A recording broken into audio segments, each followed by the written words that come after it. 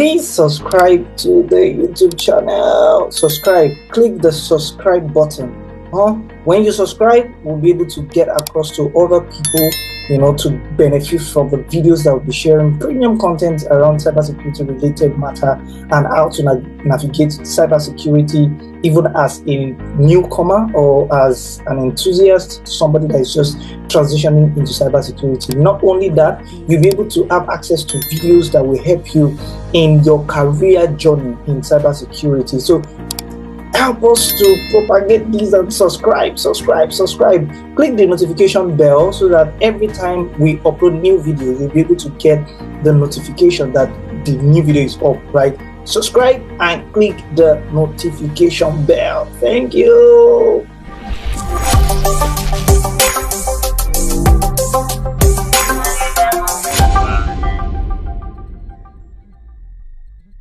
With the required skills for personal, corporate, and societal protection.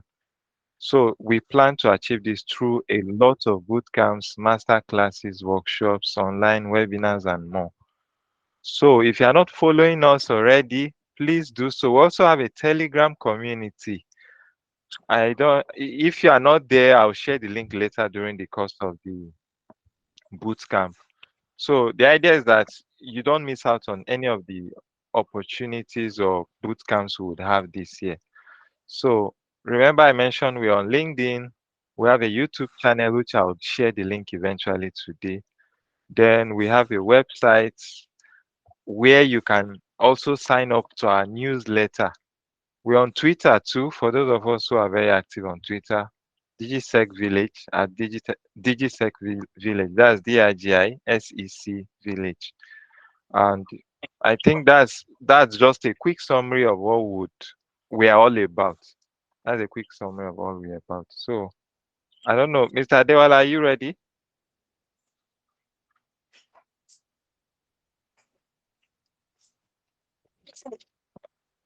Mr. Adewale, can you hear me?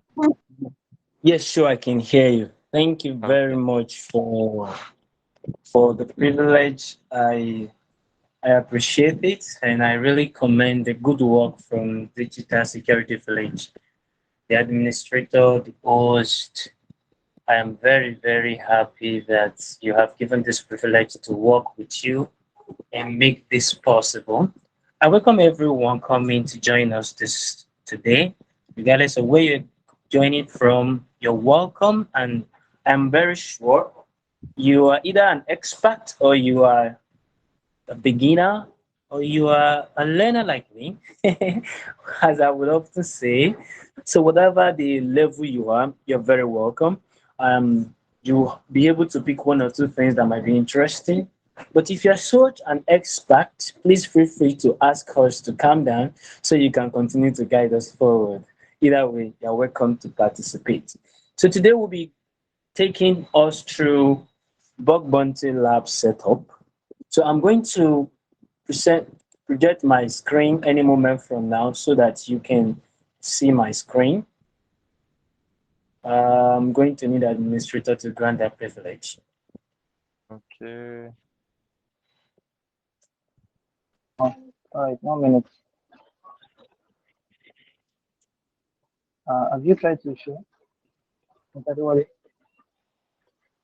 Yes, the button to share is partly disabled. Kindly let me enable it so I can share my screen for my guys. You should be able to share your screen now. Thank you.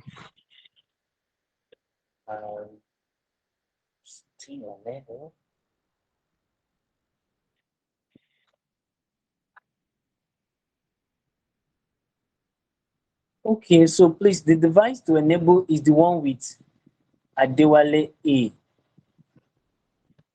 Admin, can you see the one I used to connect previously? The one with Adewale Mustapha. Can you please enable that? I've done that. You should be able to share your screen now. All right. All right, I can see that now. Thank you. Thank you. Yeah.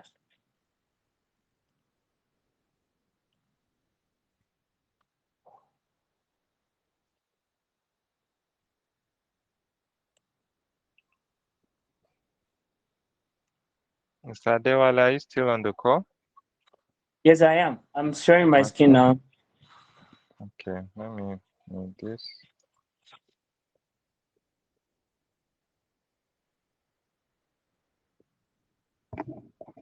Can you see my screen?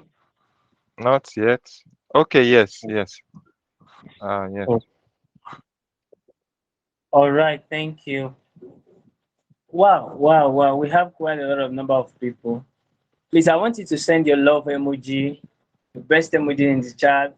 Let me be sure you are with us. We'd like to welcome you. Come on, come on, come on. Let's make it lively. We're here to enjoy ourselves. We're here to have a nice time. I'll do my best to keep the time. I'll do my best to keep the time. I'll do my best to keep the time.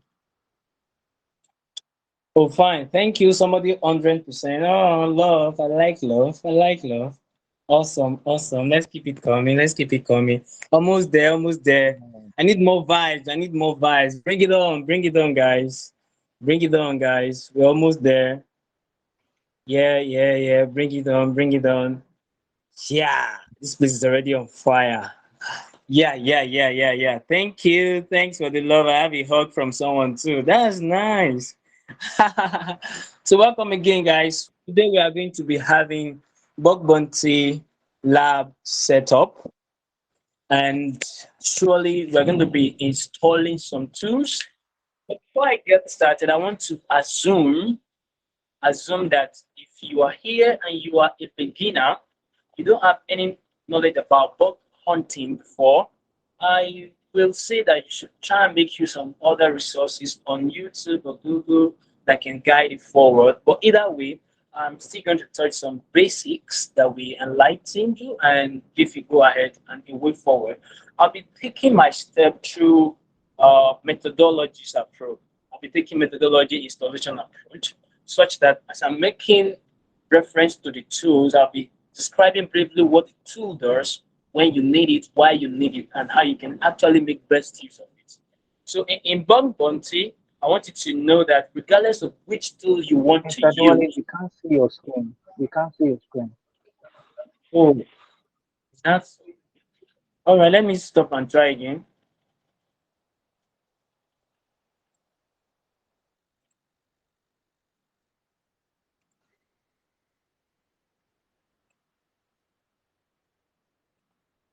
Hold on, I'm trying to share again.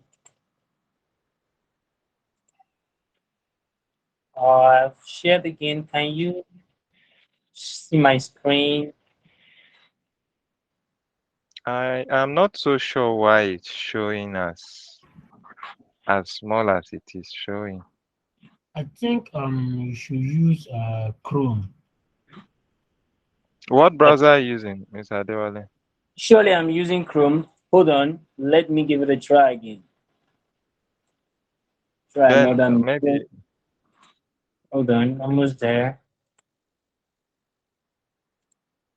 Uh, like,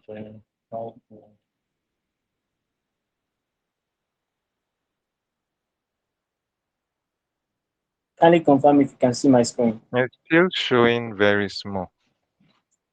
I'm not so sure why. Oh wow, interesting. You Okay. should navigate to the application that you want to share. You are just sharing the meeting stuff. That's why it's showing like that. Go to the desktop. Go to your It- desktop. Let me yeah, see. go to All right. desktop or you can go to your Let calendar. me. I'll be working on that while I briefly talk about some things I'll be installing and I'll be troubleshooting it right away. So let me see if I can fix that from here while I try and carry you all along. Can you see any screen? Nope. No. Not yet. And do Still you the opt same. for full screen? Yes, I think you are getting it now. Yeah, No, it yeah. should be better now. Yeah, it's Yeah, cool now. I'm updated to Calvis. Okay now. You can see my screen now. Wow, wow. Yes. Yeah. Wow, wow. Please clap for me. Clap for me. I'm doing well. I like Yeah, that. I like that. clapping I like you. that. Yeah. Okay, welcome everyone once again. So I'll be taking a methodology approach through the lab setup. I want you to know that there are different ways which you can set up your lab, and it depends on the level of your technicality in the process. So for beginners, there are minimum installation that we do. There are medium, you can do medium, and by classification, I call another one just enough. When you put just enough, you surely know what you're doing. You're going to make use of as much as tool you can and get your hands dirty till you get to hunt for the bug. But because of this class, I'm going to take the medium approach of installation first because of the time, second because of the tools we are going to that for people that may not may not have enough technicality already, it will not assume to be advanced. So I'll take the medium approach for the installation. So thank you. So first of all, the first tool we are going to make use of course, anybody that gets this answer, I'm going to give the person a gift. The first tool you're going to need for any bug bounty, A dash. There is no B. If you do not know the answer, you don't know it. Nmap. Nmap. Oh, I like Elizabeth. Thank you. She said Linus. Wrong answer. Somebody else. Virtual. Kali Linus. Somebody said Kali. Wow, a lot of Kali here. Please, is it only Kali we can use? Use Nmap. Somebody said Bob Soon. Nmap, thanks for the contribution. Wow, wow. Nessos, wow, wow. Virtual bugs. Thank you, Zukwe Namdi. Well, VirtualBox is not a tool for testing, hunting, or debugging.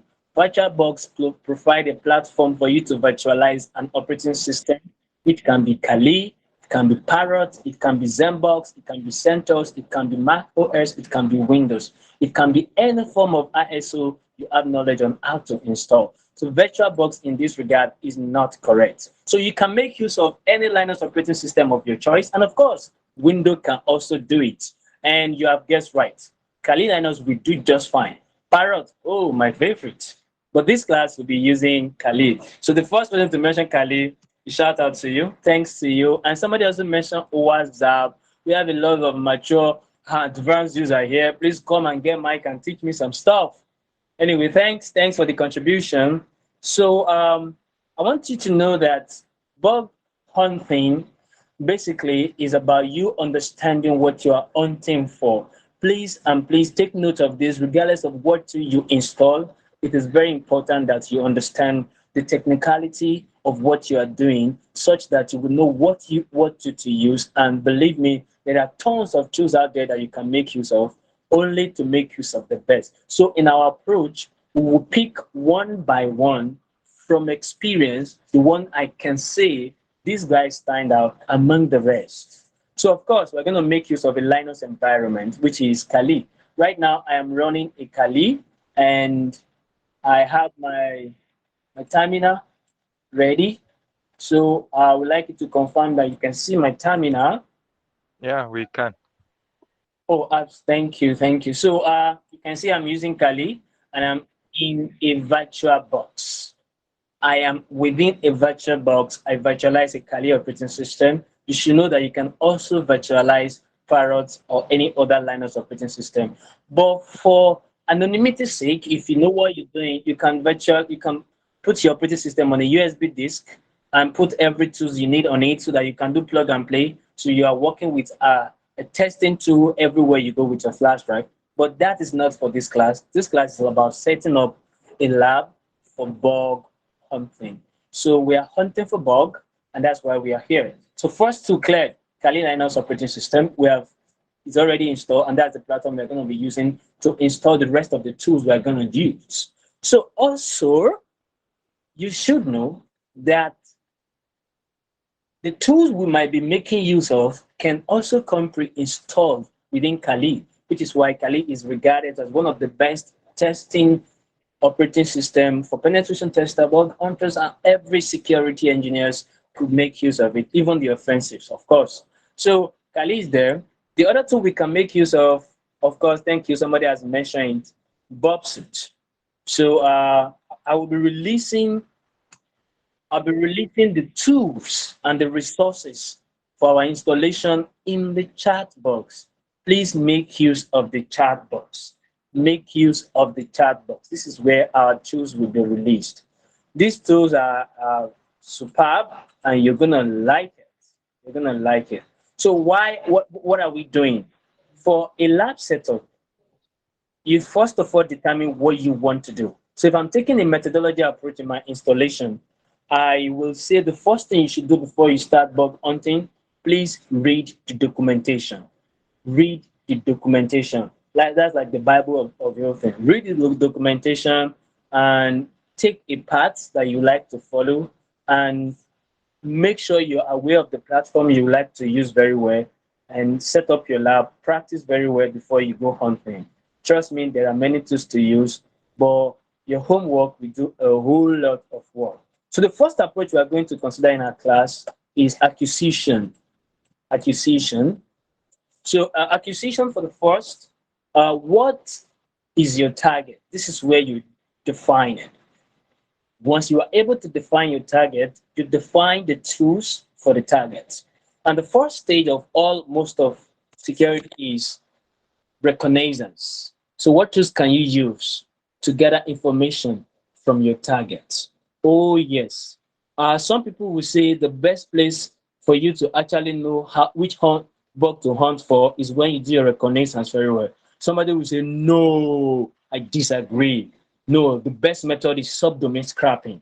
Somebody say, no, no, no, no, no, no. You have to do port scanning. Once you do port scanning, you find every open port and then you can export it from there. And somebody else will say, no, no. All I have to do is identify the platform and I can go back to the history, and then I can figure out the bug. And somebody else will say, it's all about content discovery. So regardless of what is your niche, do understand the procedure to take for you to be able to get the bug you're hunting for. So understand the methodology. So first is acquisition. What tool can you use for acquisition so that you can now begin to hunt for the bug in your target? So kindly make use of the chat box. I'm sending a GitHub link now. And of course, GitHub is where you want to go. GitHub is where you want to go. Is where you want to go. There are tons of resources on GitHub that you can make use of and will make your journey very sweet.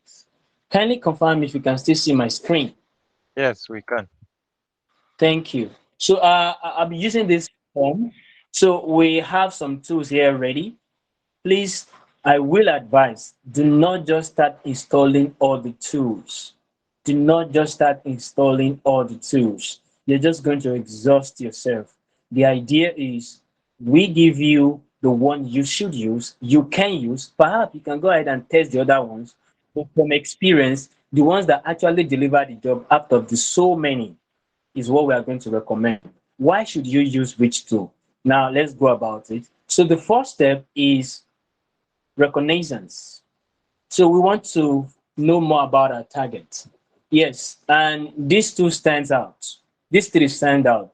Sublista, Amas, and Mass DNS. Please mind you, you do not have to install all the tools. But from experience, the first three on this list stand out in how they are able to find subdomains for the target. So first of all is reconnaissance. How do you install tools?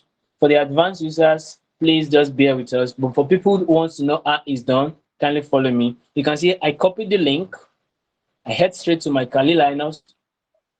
This is my terminal, and I can paste it in there. There it is. And I can Okay, start. Adewale, please, a moment. I think you are sharing just the Linux terminal on your screen. So from the point where you copied the link, we don't see you. We're only seeing your Kali Linux terminal. Okay, how about now? No, not really. You may have to reshare your screen. All right. So apology for the inconvenience. Apology for the inconvenience. Apology for the inconvenience. Hold on, let me retry and share my screen again.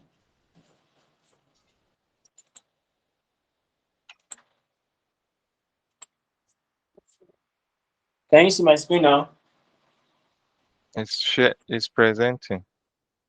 Yes, I can. We can actually. It's fine now. Thank you. Okay. So please try repeating the last step where you copied the link. Let's see if we can see it. All right, I'm here on the link. So I can copy the link. By placing my mouse, I'll just copy the link, head straight to my terminal. Please confirm that you can see both the screen and the terminal. We can. Oh, fine, absolutely. So is your screen minimized? As in, is your browser in a minimized setup? Because it's not like full screen. It's maximized. Okay. It's maximized. Go ahead then. Go ahead. But can you see the terminal and the? Yes. All right. All right. Thank you. Thanks for that. So this is the tool. First one, sublister, and you can just use wget, and that way it will download the tool straight away to your OS, and then you can now start using it. So what's the purpose of sublister? When you want to start testing, you need to know the subdomains of the target. So penetration tester make use of these tools is equivalent useful for the bug hunters. Why? We want to test the environment. So we need to also find anything that is not supposed to be seen.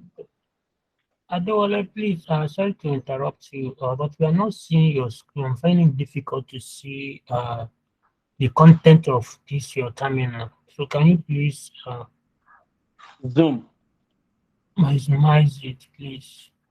I'm on it. I'm on it. Zoom it. Zoom it. I'm on it. How about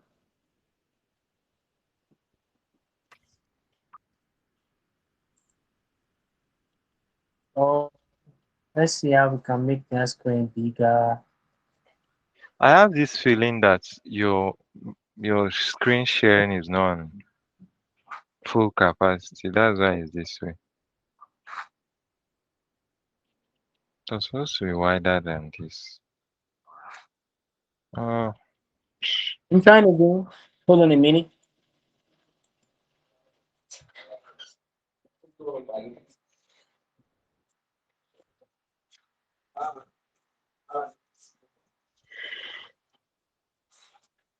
Oh, it's still the same thing I've tried to reshare.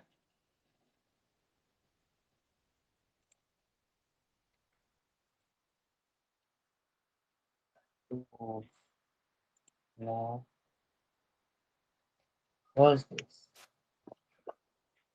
Amazing. Look what's on the screen. So please, which environment can you see right now? We're seeing your GitHub. Now you went back to the Google Meet. Okay, can you see the Google Meet? How about the GitHub now? Yes, we can, but it's still tiny. Okay. Why is it so? Wait. So tiny. Can you zoom? Like, can you hold down the control, then you scroll upward? Let's see. I've done that. I've done that. That's on the. Something is not. Okay, hold on, please. Let me see if I can make it bigger. Zoom, if you're on the system, zoom your web browser, increase the zoom to like maybe 150 or something.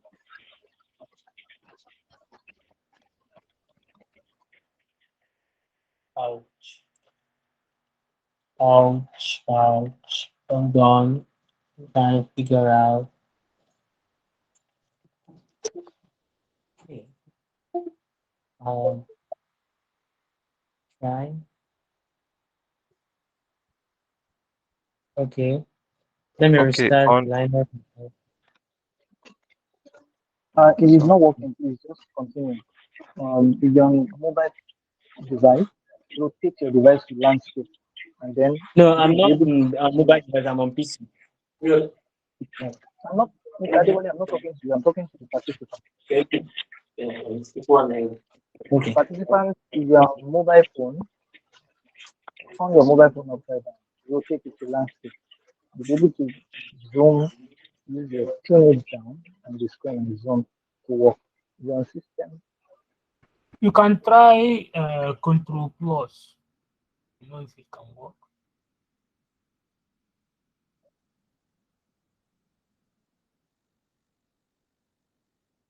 I think it's better. Yeah, that is it. That is it. Yeah. Let's see your the GitHub page. Try it. No, it's too much now. It's too much. This is cool. I think we should be able to see it this way. Check the GitHub page.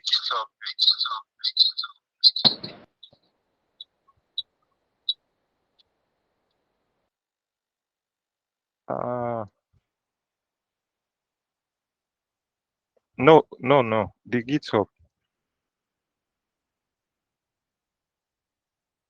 This is tiny now.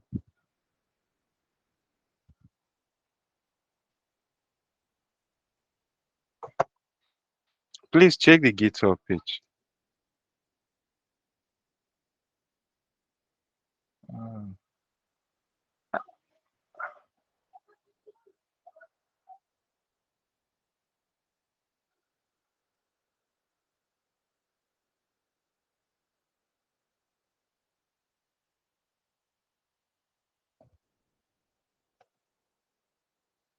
Mr. Can you see the screen now? Adewale with me? Yes, please go to the GitHub page. Let's be sure that it's okay too. Then we can continue. All right. Yeah. Is it Okay. clear? Try Okay. using the Zoom on your browser. Maybe you increase the Zoom to maybe 120, 150. Okay, the Zoom is actually on the browser. There's a Zoom The option team on is actually your key. You said? the team the team is on the browser. We are on the browser of it.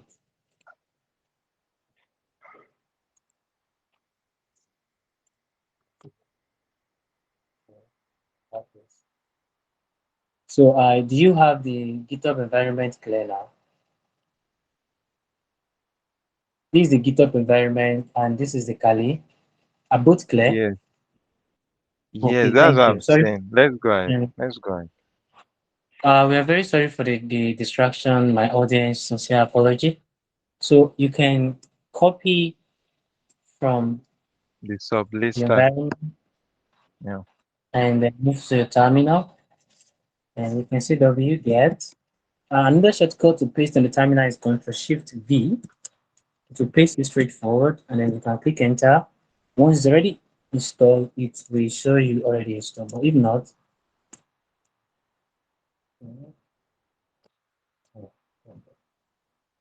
okay, so I think it's installed.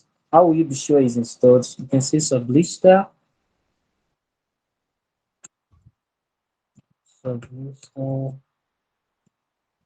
Come on. So that's sublister. Hold on.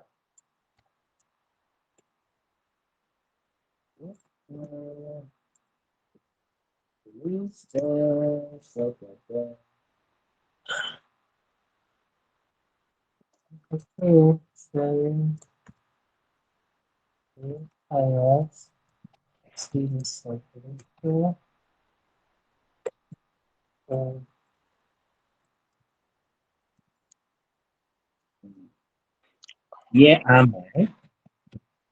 We can leave you right now. Okay, Mr. Adewale. Yeah, I can hear you. Okay, I believe we are on the page where you moved from copying the command from the GitHub to pasting it on the Linux terminal. Okay. Yeah, so I just want you to like keep us abreast with what you are doing so that we have an understanding of where we are going. Okay, okay, Yeah. okay, okay, okay. Okay, guys, if you are following, please use the the chat box, I'm going to paste the resource links that we have over there so you can make use of them.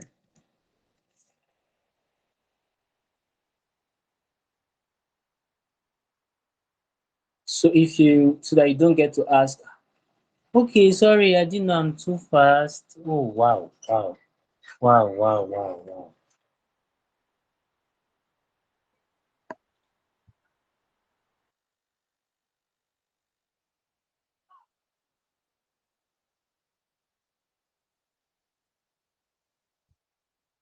Please, if you observe that I'm fast, kindly let me know. But please, I'm also considering time, so I will not be too slow either.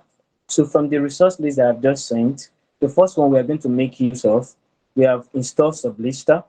But now, how do you make use of Sublista? If I should be going into details now, it might take a whole lot of time. So we have other class where we have someone that will take you on how to hunt with the bugs.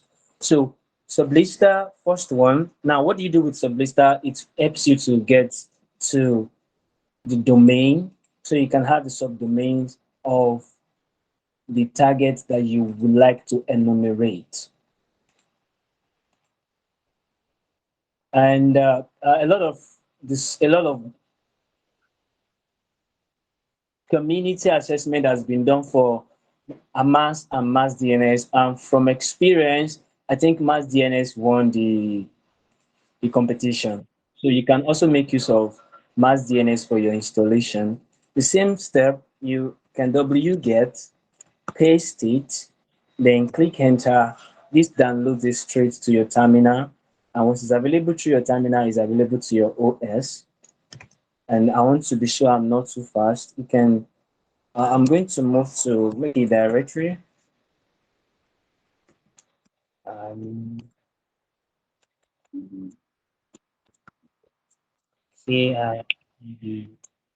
KIDH. Okay, what am I calling this again?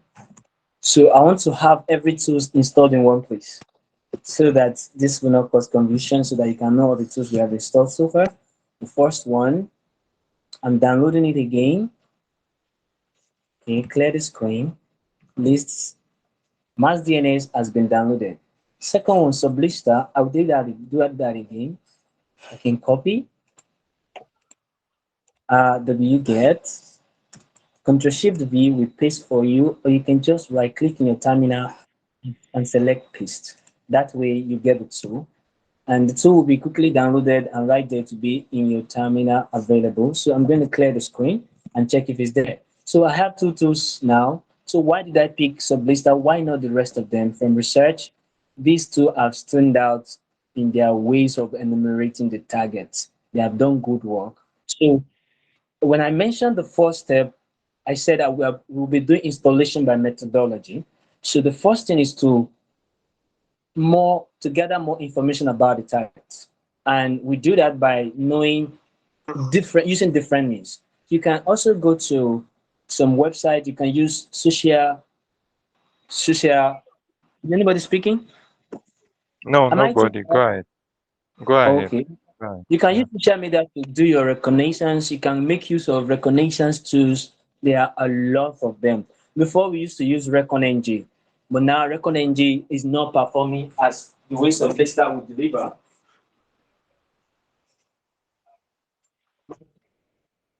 So Sublista and Mass DNS actually stood out in their excellence delivery. So the next thing is we are going to make use of port scanning tools.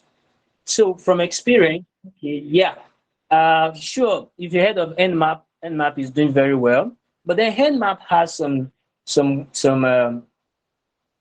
underutility, if I can say it that way. ROTSCAN has been proven to be faster, and ROTSCAN can deliver up to 65 domains at once. But feel free to make use of the resource link and make your choice.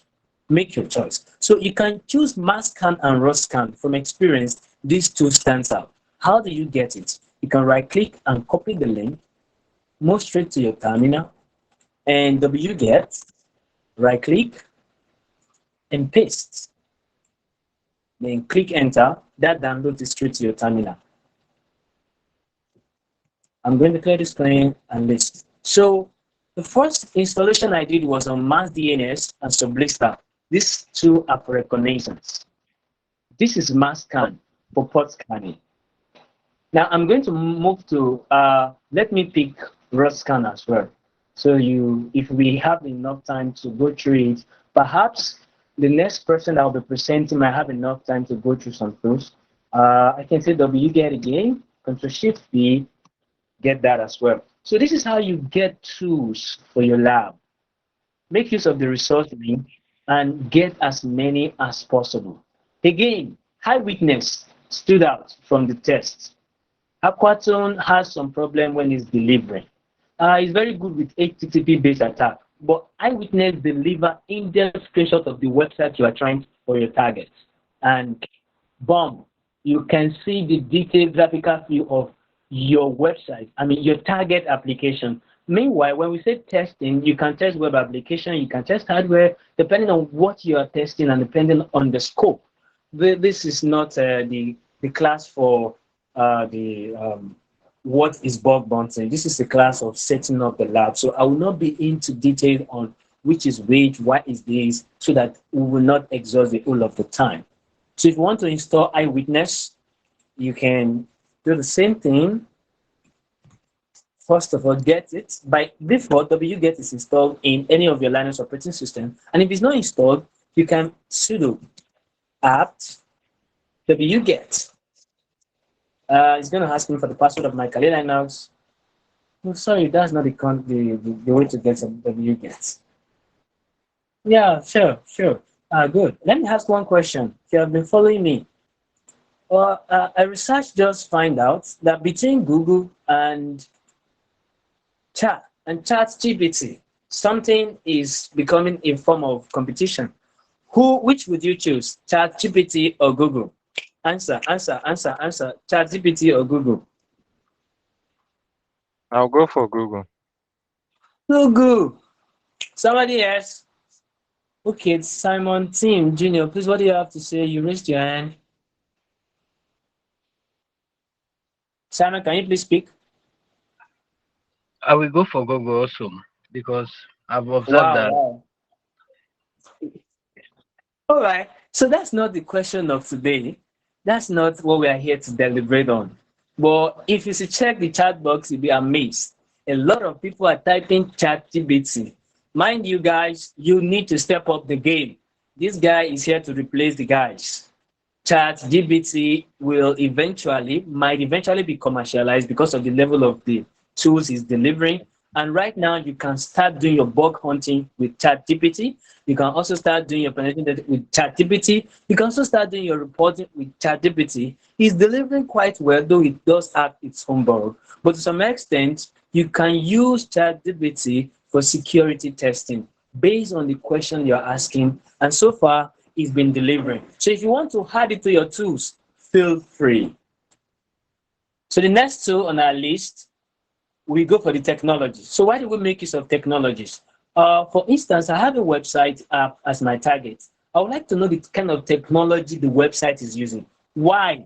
I want to know what technology it's using that could be outdated, the add-on that is outdated, the one that there is a common vulnerability exposure that was released yesterday, which this website, my target, is using. Fine. Once the technology helped me to identify it, I will now begin to use it as my form of entry to the target. So from experience, these two stands out: Wapalizer and Built With. Yeah, there's a website for Built With now. You can use Built With straight on the web, Built With, or you can add it as an add-on to your Google or your Chrome. It works well. It works well. You can make use of Built With to determine the technology of your target. Please use every information you have in this platform today for education purpose. Do not test any applications you are not authorized to. If you do this, you might be facing the law. So please make sure you take responsibility of your action. Our next tool, so you can make use of Built With, you can make use of Appalachia. To install it, it's pretty straightforward, just like we we pick the other ones. You copy the link, you go straight to your terminal, you see wget and paste the link, click enter, and it downloads it for you right away straight to your terminal. And then once it's available, you can now begin to use it. Take note, I have not done any installation. I'm just acquiring. I'm still acquiring the tools we're going to use. So far, if I should list the tools, we have installed Mass DNS and Sublister for our reconnaissance. We installed Mass Scan and Raw Scan for port scanning, and we have installed Wapalizer for determining the technology that the target application is running on. You can make use of another one. You can make use of Botware, kind of creepy at some point, deliver some error, and you can make use of the. If you know how to run Python, of course, Python is pre-installed with your Linux operating system, depending on the which version. Or if you want to know the one you're using, you can ask, hey, which Python am I using? And this guy is saying, I'm having Python, but let me be sure I have Python 3. Today I need Python 3, I'm having Python 3.0. So if you want to upgrade, you can download, but Python 3.1 should do. So you can use Python to run your build with if you know how to go about it. Because of time, let me pick one or two at maximum. So I'm going to the next, content discovery. Personally, I like content discovery. This is awesome. But I tell you, depending on what you are able to get a head at, this can be your head, it could be something else. But please try to understand what the function of each of the tools does, so you do not get to install all the tools. So from this list, from research, you go with Ferox Buster. Yeah, some people say Go Buster is the big dance. Thank you. Some people say that Buster. Yeah, whichever one you are so cool with, pick it. For this class, I'll be using Ferox Buster. There's something about Ferox Buster. It's super fun. Ferox Buster, taken. Can you just stay here, always on top? So next one, we want to find link. Now, I will briefly go to the next two, but before I pick this, I want to know that for you to be successful in this field, please, I would like you to pursue knowledge. Try to understand.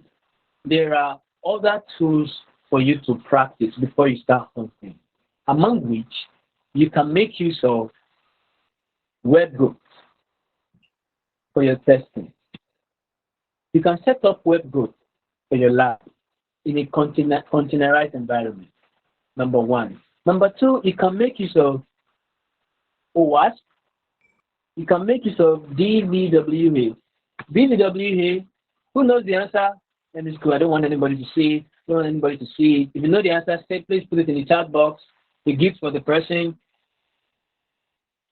DVWA, who knows the meaning of DVWA? Come on, guys. You guys know way better than this. What is DVWA? Damn vulnerable web application.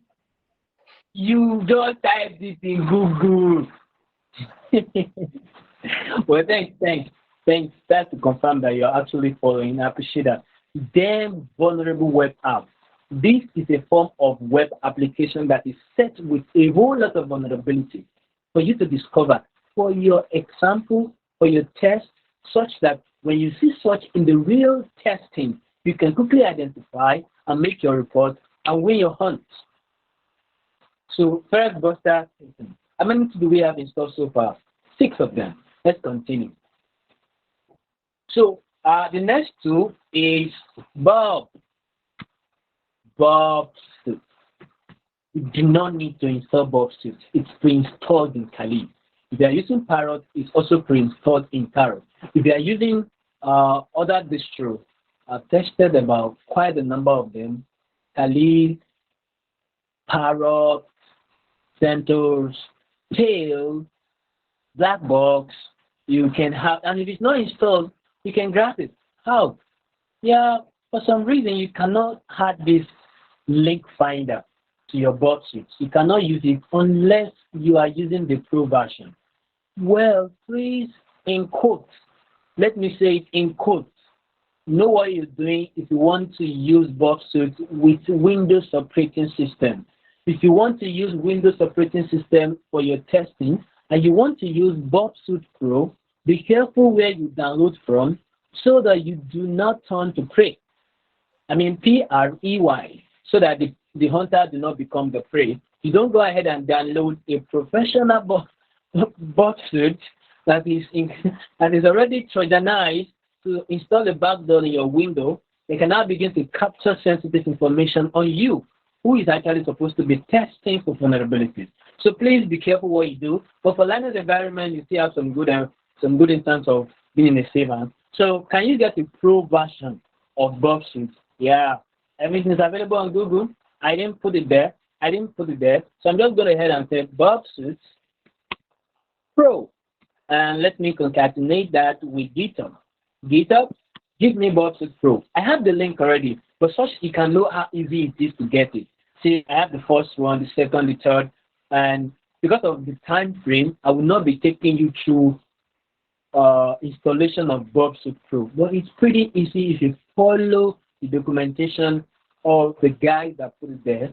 And I tested them, they are working fine. All you have to do, you download the jar, download the keygen, run this one, and run this after. And you will have a Burp suit Pro with another command. Usually, let me launch Burp suit. So Burp suit will come up. This is the community edition. For a beginner, please go ahead with the community edition. You will enjoy your time with it until you realize that you need more before you go for the professional. But I will not be able to install the next, just because of the next tool I'm going to reference. You can install Link Finder in your Burp suit attachment because Burp suit is customized to run with Python if you know what you're doing. So this is Burp suit. My first time of running it, accept, and then it's going to launch. For instance, assuming I'm running the professional version, this button, new project, and open existing project would be enabled for me to select. But because this is community version, you are limited to temporary projects, which means when you are done with the project, you cannot make reference to the saved one in your system. But meanwhile, you can still access it while it's on. So you can start the Burp suit and you can start testing. I believe I have a very skillful penetration tester that is going to take us on Burp suit. So I'm just going to show you the tool as one of the tools you're going to need for your lab for testing. One of the tools that will be very effective in your toolbox, one of the tools that will be very effective in your toolbox is Burp suit. Believe me, you can earn good profit with Burp suit if you know how to use it. Burp suit is a course on its own. If you want to know more about Burp suit, kindly make use of their platform. Go to Web Security Academy. Burp suit. And then the academy is free. It's free. You will know how to go through it one after the other. If you sign up for the academy, you can get started and start using the academy. So for the class, I'm just going to introduce you to the tool you can use. So that's that about that. Another tool, this is Python, this is JavaScript. All this can be used with your Burp suit if you know what you're doing. This one is a Burp.js link finder, which means it's an extension that can be added to your Burp suit. Some of this extension will not work with your community edition that is pre-installed in your Kali. You will have to use Pro version. So how do you get it? It's easy. Just copy it. Go to your Burp suit and locate your extension. Click Add. Locate the file you have downloaded. If you downloaded a Java version with the jar, if you download the Python version, you will have to install a prerequisite for the Python to be able to work. So you can select which you want to install, Python or Ruby. So I think it's basically support 3 platforms, 3 extensions: Ruby, Python, and Java. I think Burp suit is made with Java, so good works for them. I'm going to exit that, and I'm going to return to my class. So I will not be taking Burp suit and how to use it. We have a professional that will be taking you on this, and you can rest assured he's very good with his onions. So how will you install it? If you have the chance, it should be able to help you add it as an extension to your Burp suit. We are moving to the next. Parameter. These guys stand out of this option. And yes, parameter is the tool you can use to brute force or discover and get and post parameters of your target. For instance, let me take you through a methodology quickly. You get a website. Somebody suggests a website at random. Go ahead, pick a website. Please be careful what you choose. But give me a website quickly. Let's take for instance. Am I alone here? Somebody to suggest a website. Go ahead. Amazon.com. Amazon, this man. You like big stuff. Amazon.com. Seems to like cloud, right? Yeah, Amazon. If Amazon is to be your target, what will be your first thing to do? First thing is to know about Amazon. And how will you know about Amazon? You can start from who hits, works, a lot of tools to use. But the reason why I am making use of this first one that we installed, MassDNS, is because it's very capable. MassDNS can do a lot in reconnaissance about your target. I think my You know, like my video. Somebody speaking something? Please go ahead. Is there a language that can relate to? Thank you. So you can make use of any of these one to do your reconnaissance, for instance, if you are using Amazon. So you're on Amazon, for instance, and you want to make use of MassDNS. Okay, know what you're doing. You can say MassDNS. Who is the MassDNS? So CD MassDNS. Okay, let me know. MassDNS.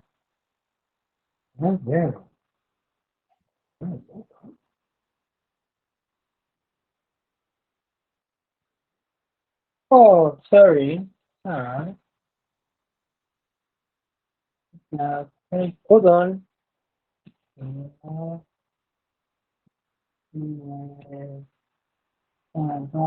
Really? What kind of achieve is that?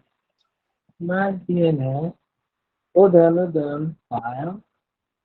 MyDNS. Oh, it's a document. Okay, blah, blah. Thank you. MyDNS. Okay, fine. Let me cover the tools before I start this installation. This might take some time. Okay, another tool we can use for hosting. So why do we do web hosting? So for people that have knowledge of reverse engineering, what do you do as a reverse engineer? If you're a developer, you know software development. When you are debugging your code, it's most likely that you do not expect to see some error and you see it. What does W force? Fusing. What does fusing do here? Fusing tests the application with different parameters to find out which object has been referenced inappropriately. Oh, were you able to catch your space as you're supposed? Did you make a variable that is not supposed to get to a location? You make it accessible. First thing, test everything in the form of reverse engineering your code, your application. And now that we are testing a web app, it's able to make use of the provision within it to test the target since it's a web application. So WForce is a very good go-to. Oh, sorry, before this I forget, there are list of checklists. Detail. I don't know whether I sent it, but in case I did not, please make use of checklist from Dynamisla. This list is very important. The list is very important. Pasting it in our chat box so you can make reference to it later. Okay, that's checklist. Now, if you go to checklist, you will see you'll be able to gather enough knowledge on how to make use of Burp. Sorry about this. Uh-oh. Pretty has a lot of stuff. I need to close some stuff now. This week, no. Okay, now this is Burp professional. Okay, W first. Thank you. I'm back. So this is W first. How can you get it? The same step. Right click on it and get straight to your terminal. Then get it. We call that number 7. Once you're done with choosing you want to start exploitation, this is the right one. Do not mind me. I call it the right one because it's the one I've tested. I've gone through community research and I've found out Jason Addicts, Stock, and the rest of the guys out there, they have actually confirmed the importance of comics in its usage. So I will recommend some books so that you do not do garbage in, garbage out. So I'm downloading the next two. Hold on for a second. I want to get so in the chat box. Okay, let me bring it. Let me bring it. Mr. Adewale, we are running out of time already. Please let me know how many time I have. 1 or 2 minutes. We don't even have enough again. Okay, can you see my screen so that I can quickly run up? Yeah, we can. Okay, can you see? Oh no, you are not seeing the screen. I need to share this very one. Oh, you need to see the screen. You need to see the screen. You need to see this. Okay? Can I just paste it in the chat box of this to have access to? I'm really sorry. I think because of the testing environment was giving us difficulty at that, could not cover enough tools as expected, and we could not even set up the lab, and there's not enough time. But please and please, you can make use of the resource list for more of your research, and I hope we can have enough time for you to be able to install all the necessary tools for your lab. But right now, if I should continue with this session, I will be delaying the next presenter who will be taking us through the next one. So I would like to apologize for not being able to cover up because of the time frame. However, please ask me your question, throw in the thing you would like to know. Let me know which area you have observed that we can improve on so that next time we can serve you better. Administrator, can you please take time? Okay, before you go, Mr. Adewale, I just want you to do a recap for people who just joined or maybe the newbies amongst us. For those who are just joining, this is the very first session in today's bootcamp, and Mr. Adewale did a walkthrough on lab installation, lab setup for bug bounty. So he did a lot of, there were 2 links actually he shared, which I will share on the chat now. One had to do with the tools you'll be requiring to install for bug bounty hunting, and then there's this other one he mentioned. He called it the sec list. So for today, he was able to tell us why we are using Kali Linux against using any other OS for the bug for the lab installation setup. So I'm leaving it to you. I'm yielding the back. I'm yielding the mic back to you, Mr. Adewale. So just a quick walkthrough. Why did we use Kali Linux? Why was blob suite part of what we installed? Just a 1-line explanation. Then why was there a need for a sublister, a port scanner, a web analyzer, and a Ferox boxer? So that whoever is joining would have an idea of why all those installations happen. So over to you.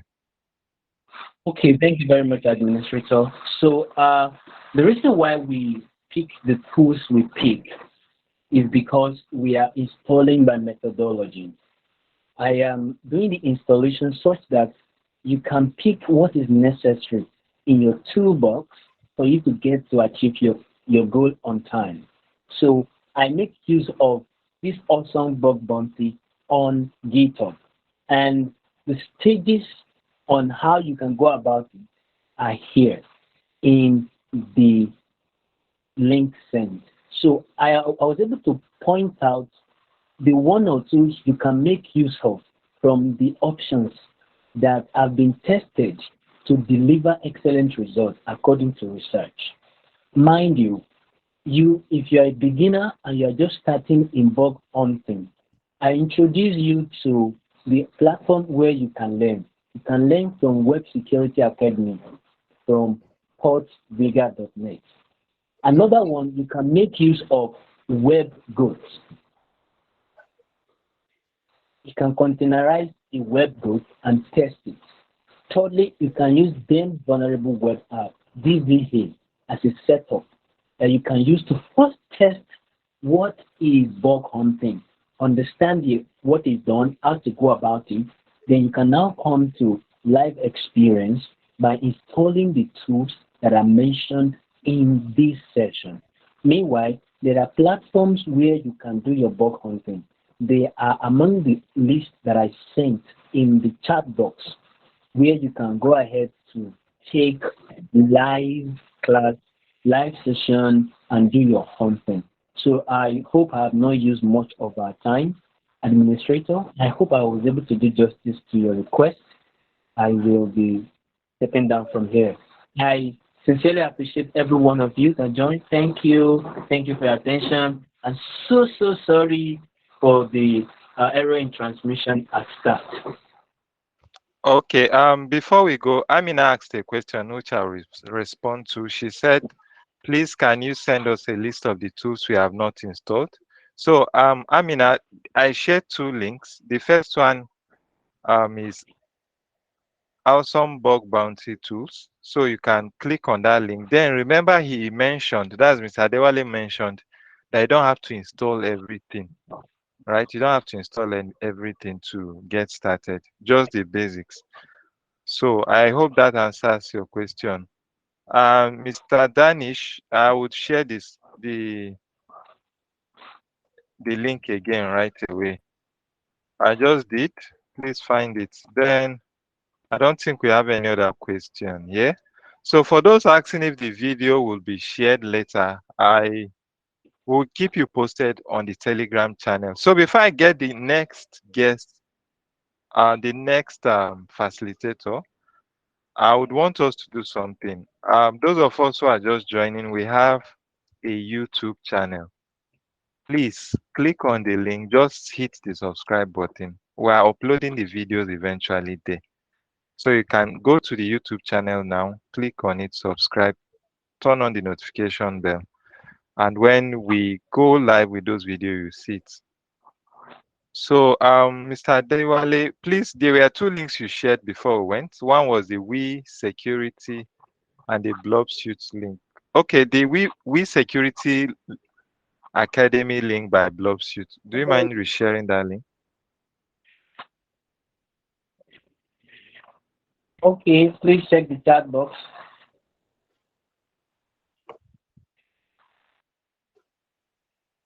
Okay. Let me also get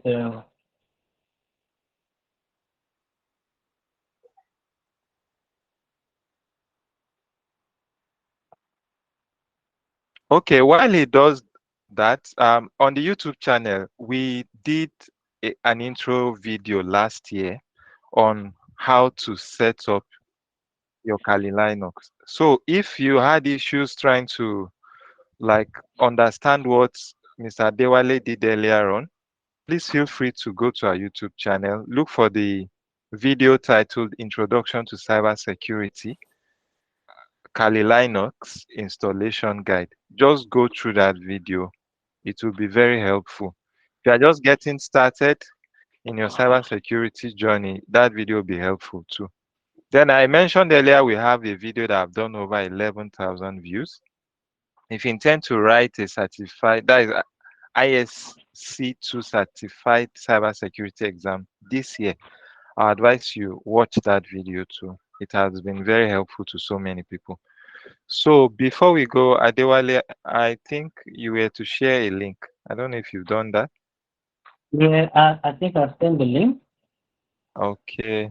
Okay. And typically, if there are more links to send, I'm going to share with the administrator to pass it across. Yes, we would do all of that on the Telegram channel. If there's any information we need to add, we would share those links on the Telegram channel.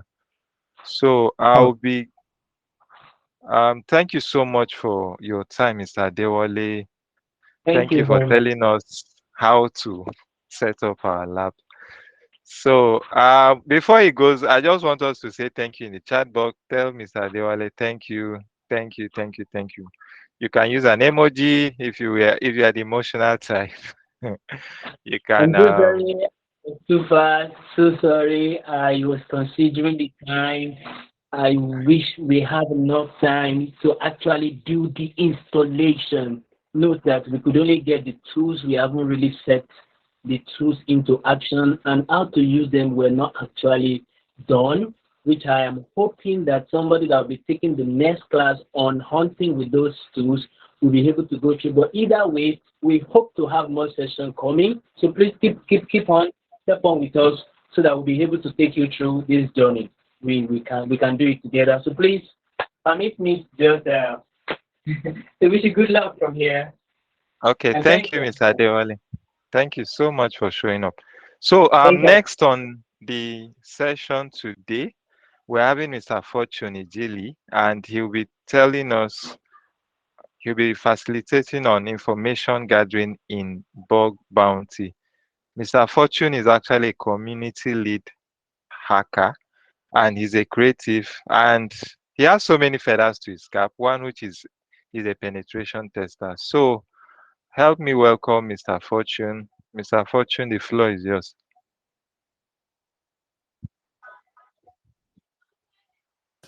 Hi everyone, good evening. Good Can you evening. hear me? We Hope can. All right, all right. It's a privilege to be among great minds, and thank you for the opportunity, this creative village, to be able to give this talk and this presentation. And thank you, Mr. Segun. It's a privilege. So today I'll be talking about information gathering as a bug hunter, because this is the most important and crucial aspect when it comes to hunting for bugs or performing a pen test. Now, you can't escape this, because without having a solid information gathering phase, you can't even say you want to exploit or you want to look for vulnerabilities, right? So I'll try my best to do justice to what I have to do within the limited amount of time given or allotted to me. So may the eyes of understanding be enlightened as I actually move forward. So I'm Fortune by name, and I'm the community leader of Hacker Is, and I'm also a pen tester. And yeah, so now I did not prepare a slide. Hope we are all cool with it. Let me see in the chat box. Hope we are fine. I did not prepare any slide because I want it to be more of practical and less of theory. Hope we are all fine with it. We are good to go. All right. Thank you very much. So now let me share my screen. So I'm sure Adewale actually did justice to installation of Kali Linux, because that is what I'll be using. And if you still have issues with the installation, you can easily check YouTube to actually see what the walkthroughs on the installation of Kali. Kali is just another distribution of Linux operating system, and it's an important operating system as you go on in the journey of either pen testing or bug hunting, or you can use it as your main OS, but it's hosted on my VM. So yeah, now when it comes to information gathering, it is important that we know what we are doing, because as it comes out, when you're given a target or you're given a scope of what to attack or what to look for vulnerabilities on, we need to be able to find out, okay, where do I begin from? For instance, now you're not giving the IP address of the website to actually test. Now, what tools or how do I gather enough information to be able to perform my attack? How do I see what the technologies that are being run How do I see the IP? How do I know? Do I know if it's behind the firewall or not? All these informations are really, really important as we go on. So now there are two major divisions when it comes to information gathering. We have the passive information gathering and we have the active information gathering. Now, passive meaning we are not trying to trigger any alarm at the server or the client side, right? We're just looking for information that are on the net, information that are free to everyone to see. For instance, now you go on LinkedIn, you search for the probably company you're trying to do the job for. You go on Facebook, you just randomly do a search, probably you search for the website, and then you use Google Docs to actually streamline your search to other stuff. Now, those are active information gathering.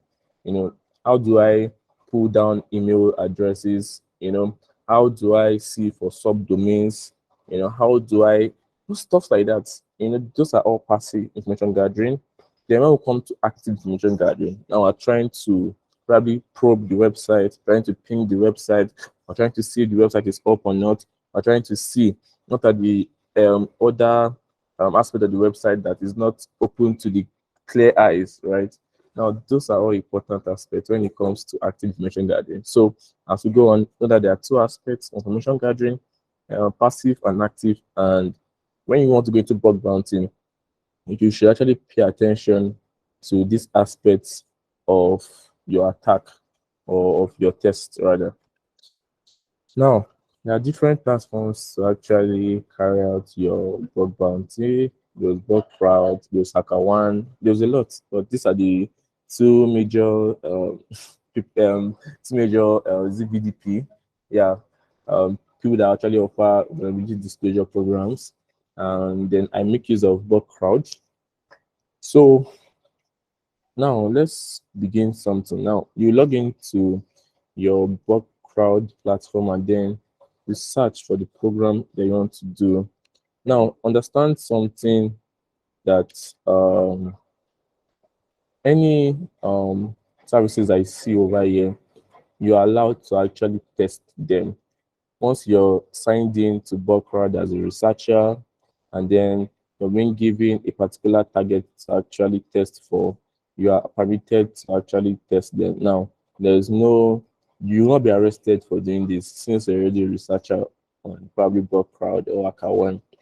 Now you can see that, sorry, hope I'm communicating. Let me see in the chat box. Hope I'm communicating. Hope we are together.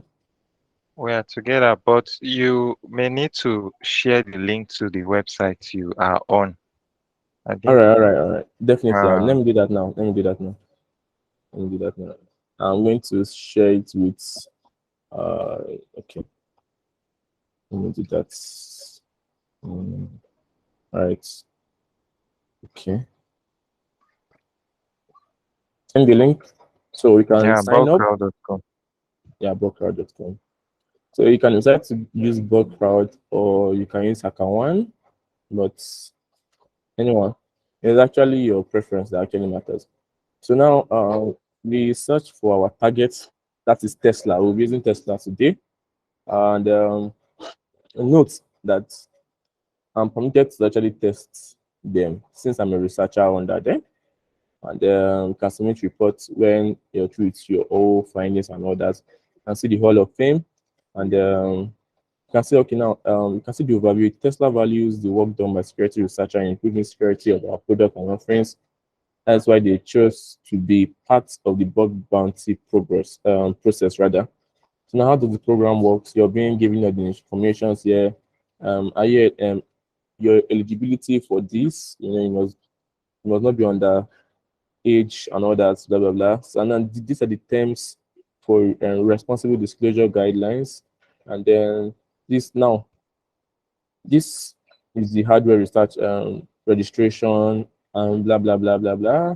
Just come over here. I don't want to read it. It's actually going to take our time if I actually go ahead and read it. So hope you actually hope you are together. And then now when it comes to testing websites, there's what we call in scope and out of scope.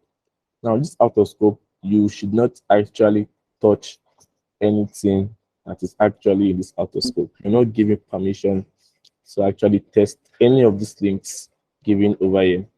Engage.tesla.com, feedback.tesla.com, feedback.teslamotors.com, and not touch them. Now, this in scope, these are the ones that will actually give you your cash. So stick to in scope. Now, this your box submitted actually varies by severity.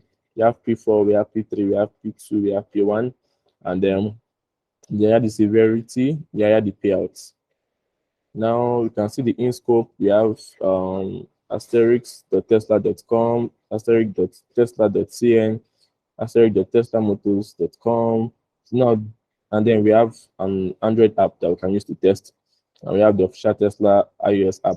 So now this is our first step. We have seen, okay, this is a link that we can actually begin our test from. Now, let's say, for instance, when it comes to passive information gathering, one thing is important. Now, everything you see is an information, and you should note that everything is information. For instance, now, if we go on LinkedIn and we search for Tesla, and then we start for Tesla, what are we basically looking for? We're looking for employees, we're looking for online badges, we're looking for informations like this, or just a regular post, or going down, we're saying, okay, for instance, now look at this car.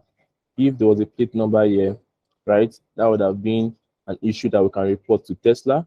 Because if there was a plate number here, you can actually track this plate number and actually, start tracking down the car and all that. You can go down and say, okay, what are the people that work for them? You can see the Tesla group, you can see Tesla Motors, you can see Tesla Motors fan club. You can enter into any of these groups. You can join these groups to actually see, okay, is anybody working in Tesla actually in this group? Can we perform social engineering? You don't really need to start attacking systems or all. That is why information gathering is very, very important. You don't really need to start running your ball series and then trying to bring down the website. Most of all these attacks can only be done psychologically. Just asking somebody, okay, this and that. Like now, see now, you can see that, okay, she's the head of HR Tesla. She's now when it's something like LinkedIn member, you need to have a premium account to be able to see the person's name. So for an advanced bug hunter, and they want to get enough information, I think paying for premium subscriptions, premium packages will actually help you and actually make your work faster. For instance, Bob Suite, I know Adewale actually did a good job in actually explaining how you can even get the Bob Suite professional. And that is very, very important because there are some things that having a free account actually limits you to. Now you can see that, okay, she's the head of HR. This is a staff AI product manager, lead at Tesla. You can see that, okay, these people. Now let me see, okay, can we reach out to them on LinkedIn? And then see that there's a lot of search. This is just like a page one out of a lot of pages that we can actually search for. Now let's go up.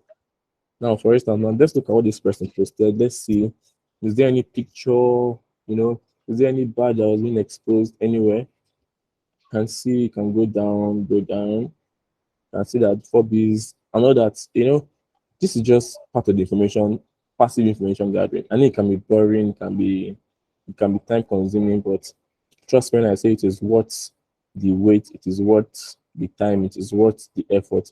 Now, you can see that we opened their staff recruiter at Tesla's account. You can see he works for Tesla here. And then we can go on, we can see, yes, he has been working for Tesla for the past 2 years and 5 months. You can see that he lives in California. And we can see that he actually rose up from being a senior recruiter to a staff recruiter. And then, beginning of the chain, you can see that he formerly worked as a technical talent partner at Adobe. And then this is just information that we're actually gathering over here. So no need to actually pressurize yourself. You can actually look at posts given to see, okay, let me see, is there any post over here? Let's check that. Now, remember that we are actually focused on our target, what? Tesla. Now, since Tesla is our target, we're actually trying to streamline our searches to all that, you know. So yeah, though, there are several times that you actually go over here and then you see employees just throwing away badges. And I've seen a lot on LinkedIn that you see an employee just new employee into an organization and then the person is snapping his ID card and then posting it on LinkedIn saying, "Oh, I'm super excited to join Google. I'm super excited to join No Googler and all that." You know, now see what just happened. You can see this, right? Now, sorry, hope we're together. Hope we're together. All right. So now, for instance, like if this person was working in Tesla, right? Now, this is a very critical, very crucial. For instance, now it's showing us that, okay, let me try and maximize this to full screen. Let's see what it's showing us. And let's see what information we can gather from here. You can see that, okay, it uses Google's mail. One. Now you can see that you can see some services running here, and you can see the plugins extension over here. You can see that Chrome is not updated, right? Hope you are following. You can see that okay, it's actually researching for what we call the webflow.com design, blah blah blah. And now we can clearly see that okay, this guy doesn't work for Tesla.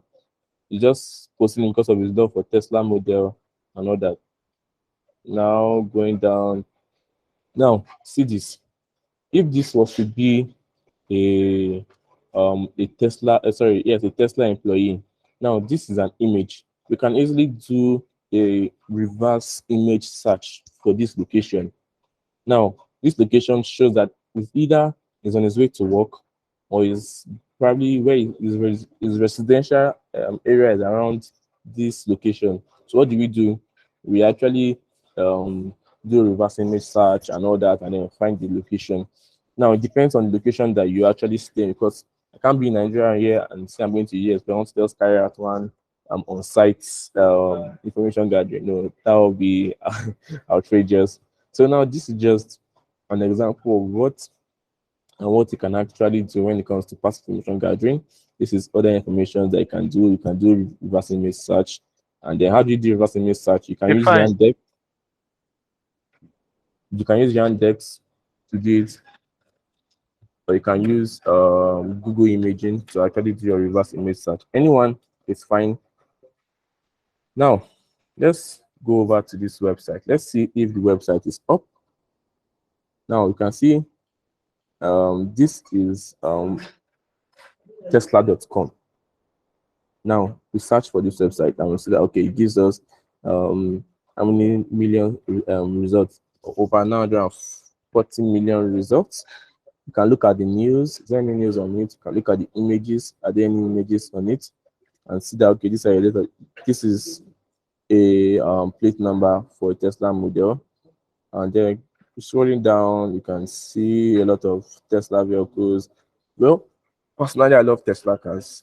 So you might be wondering why am I just using Tesla or testing for Tesla. Tesla actually love Tesla motors. So this is just a few. Now let's see if the search result is going to be the same as the previous time. Yeah, a bit of network issue there. All right, so you see the same results given. Okay. All right. So now that we have the link tesla.com, now what can we do? Now, what we do at first is looking for, okay, what is the host IP? Hosts. Now you can see that, okay, Tesla.com has addresses. They have like how many IP addresses here? You have 1, 2, 3, 4, 5 IP addresses. Let me increase so I'm able to see what I'm doing. All right. So now you can see Tesla.com mail is handled by Tesla.com.protection.outlook.com. This is a good information. You copy this, you open your notes, and then what do? You paste it there and keep it. Now we have different IP address. We have type IP address, copy it. Now, good note taking is another important aspect when it comes to testing applications. Aside from pulling the website up and down and doing that, it's important to have good notes. It's important to have cheat sheets that you can actually refer to. It's important to have your roadmap when you're actually testing, because it's very, very important that you're not being stuck at one step, or you're trying to use one tool and it's not working for you, and you're like, okay, that is it. I'm actually giving up on this. No, have a lot of tools in your arsenal, and then to actually do it good. Now, I've made use of the host. Now, let's look at what the host actually does. Now, in Kali, there's a tool called Man tool. Now, the Man tool shows you the documentations and how to actually use the tool. Now, how to be good at using a tool, aside from watching online videos, aside from using YouTube videos, those are actually great. There are a lot of great videos that actually explains how to use each of these tools. But aside from using all those tools, understanding how these tools actually work by reading the documentations are actually very, very important. Now, this is talking about the host. It's a simple utility for performing DNS lookups. It is normally used to convert names to IP addresses and vice versa. That is why when we search for host, Tesla.com, it gives all the IP address of Tesla.com to be this, Tesla.com to be this, Tesla.com to be this. Now, I can clearly tell you that this link is actually behind a firewall. I can clearly tell you that this link is actually behind a firewall.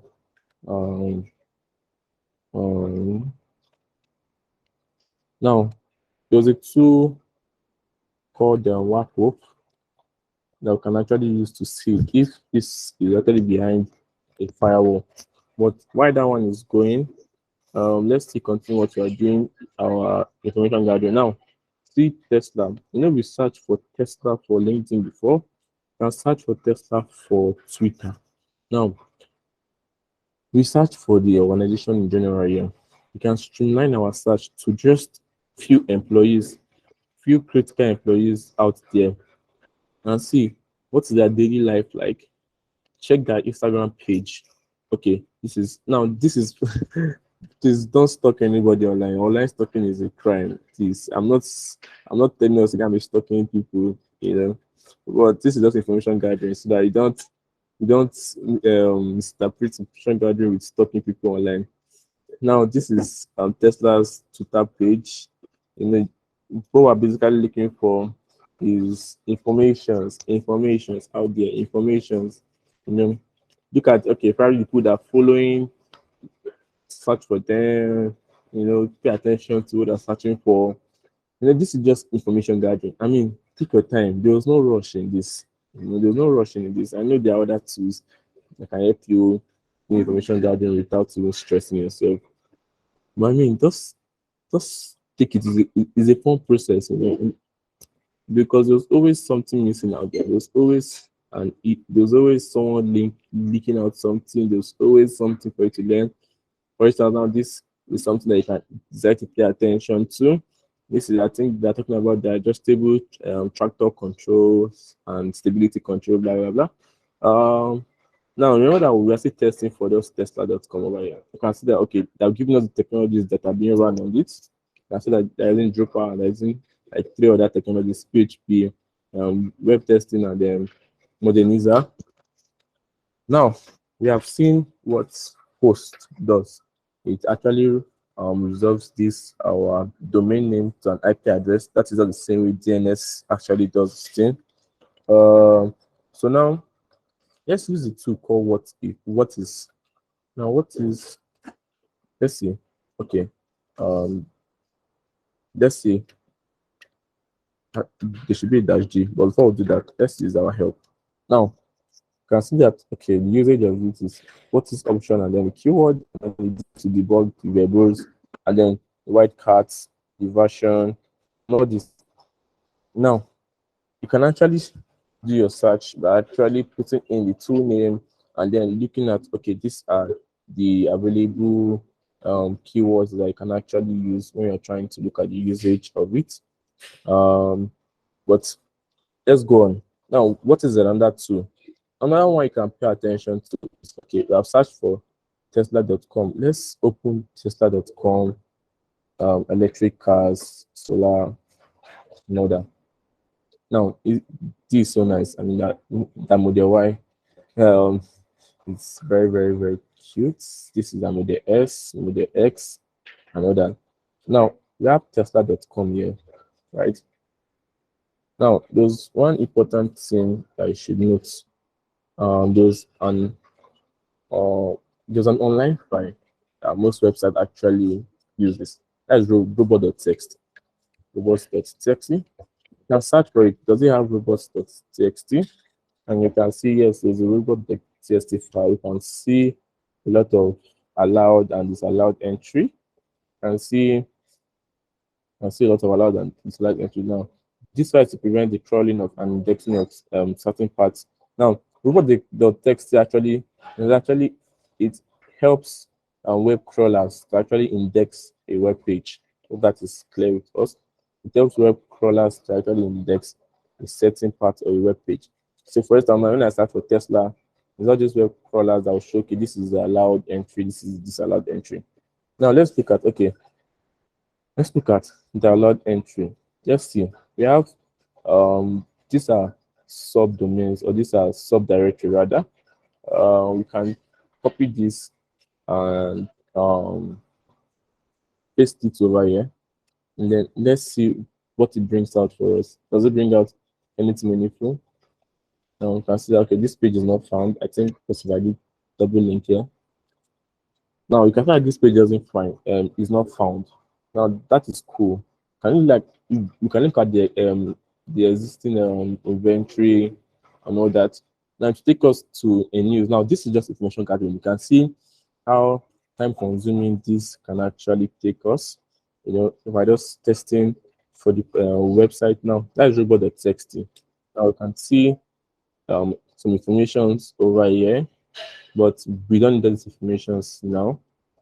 What I'll tell you is just go and actually explore more of these options. You can look at the disallowed entry and see.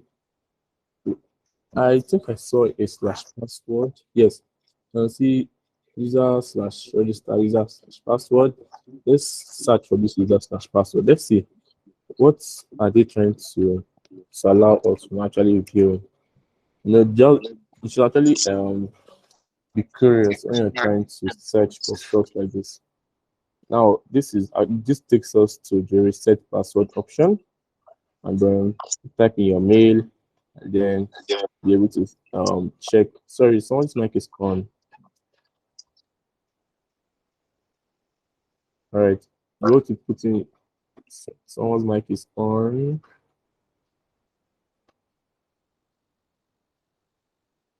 I think you can go ahead. Okay. Hope you can hear me, please. Yes, we can. It's clear enough, right? It is. It is All clear right. enough. Yeah, Burp is free. Well, I saw a question if Burp is free, and Burp is free. And yeah, I'm sharing my screen. If you cannot see anything, I'm sorry about that. So yeah, this is part of what we're just testing for.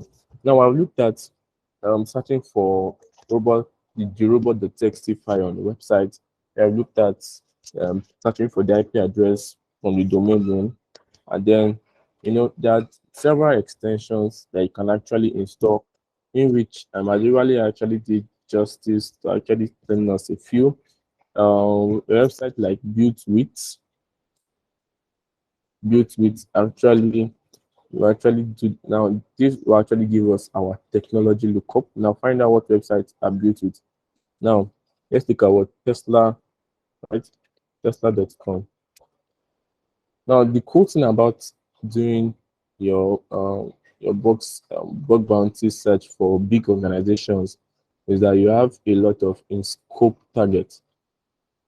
Unlike testing a smaller website that don't have much in scope. For instance, now let's look at this. We have 1, 2, 3, 4, 5, 6, and then we have the Android app and the iOS app for just Tesla.com, which is cool.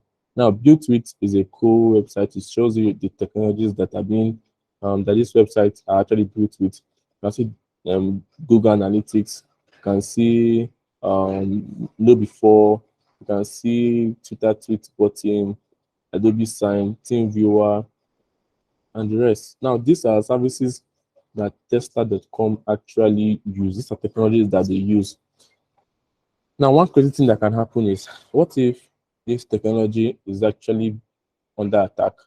Does that mean that Tesla is also under attack? Yes, because if you look at, okay, what is the version of these probably services that are actually using, and you see that, okay, this is a service that was actually outdated probably a few weeks ago, and then you have the proof of concepts file to actually test if this website is vulnerable or not. You can actually go ahead and actually do your test. And then if you find a bug, fine, cool. You report that to bug crowd, and then they would actually review the bug that's actually being submitted, and they will actually reply you. So, aside from using Built, the other tools you can use, now this is still under passive information gathering. Now let's go to Tesla.com, and then let's see Tesla.com.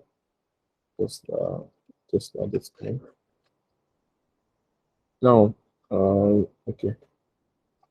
Now, aside from using Built, there's another tool called Wapolizer. Wapolizer also shows you technologies that the website is built with. Now, to do this, you can go over to your settings and then search for extensions. Extensions should be here, right? Okay. Nothing. And yeah, I can search for extensions, and then see, you can add your extensions over here, your extensions. So now let's search for Wapolizer. Wapolizer is over here. You can see that I've installed it already. So if you start for Wapolizer, you can easily click on install or add to your extensions. So now go over to Tesla. So just clicking on the Wapolizer icon here, you can see the technologies that you use. It uses Drupal 9, it uses Google Analytics, it uses JavaScript framework, React. It uses some security frameworks. Then uses JavaScript library. Then the A and B testing, and then the web server it runs on is Apache HTTP server 6.4 .6 rather. And then this is just for website technologies that actually use. Can you make use of what the Wapolizer? So now another tool you can use is WhatWeb. Now WhatWeb, Tesla.com. WhatWeb, Tesla.com actually pulls down some informations that we actually need. Now these informations might be yes, it can be IP addressing, it can be probably the PHP version, it can be. Now let's look at what it actually brought out for us. Now it brought out the IP address for us. Then it brought out the the domain name, the IP. Then you can see that the Open Graph protocol shows that is the website, and then the title, electric cars, solar, clean energy. That's what you can see when you're trying to search for this. Over here, up here, you can see electric cars, solar, and clean energy, Tesla, and see that is the header. And then the uncommon header you can see is Drupal dynamic. So most times when you come over here, when you come over to using WhatWeb, you can see some missing information. Like now you can see that it's running Drupal 9. And if we search for Drupal 9, now copy this version of Drupal, and then let's see Drupal 9 vulnerabilities or exploits. Let's click for expert. Expert is better for us. Now you can see that Drupal core 9.0.x remote code execution can open that. Critical multiple vulnerabilities for Drupal. Now, why am I saying this? Even before going ahead, you can see that Drupal is already listed here, but we cannot see any version that was being dropped. Now, Athletics is actually a vulnerability scanner tool that you can actually have as a bug hunter. And it's important that even before you start testing for bugs, understand the ins and outs of the website. How does the web work? You cannot just jump into something without understanding how this and that works. Now we can see that Drupal core 9.0 to 9.0.7 that's a severity of high. And then classification, you can see CV 2020 1 page. This is just a naming convention for CVEs. So don't be asking, okay, what is this? This is just the year it came out and then the CVE number that was given to it over here. And then you can see the CVSS, that is the CV score. So now you can look at these references to read more about what that was all about. Now, Drupal core is prone to remote code execution vulnerability because it fails to sufficiently sanitize user-supplied input. Now, successful exploitation may allow attackers to execute arbitral code with the privileges of the user running the application to compromise the application on the underlying database. Now, we have gotten here because of what? Because of just using the tool, web, and you can see that it's running Drupal 9. Now, sometimes it might show you more than just Drupal 9. Now, because you're looking at Drupal 9, what if it's Drupal 9.0.9? And you can see from where that this exploit only works from 09 Drupal 9 to 9.0.7. Now, what do you do? So it's important that you actually streamline your search further. Now you can look at the extensions that you actually need to pay attention to as a researcher or as a bug expert.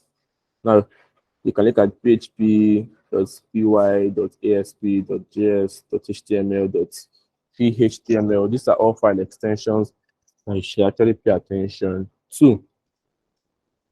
All right, so now that is that for web.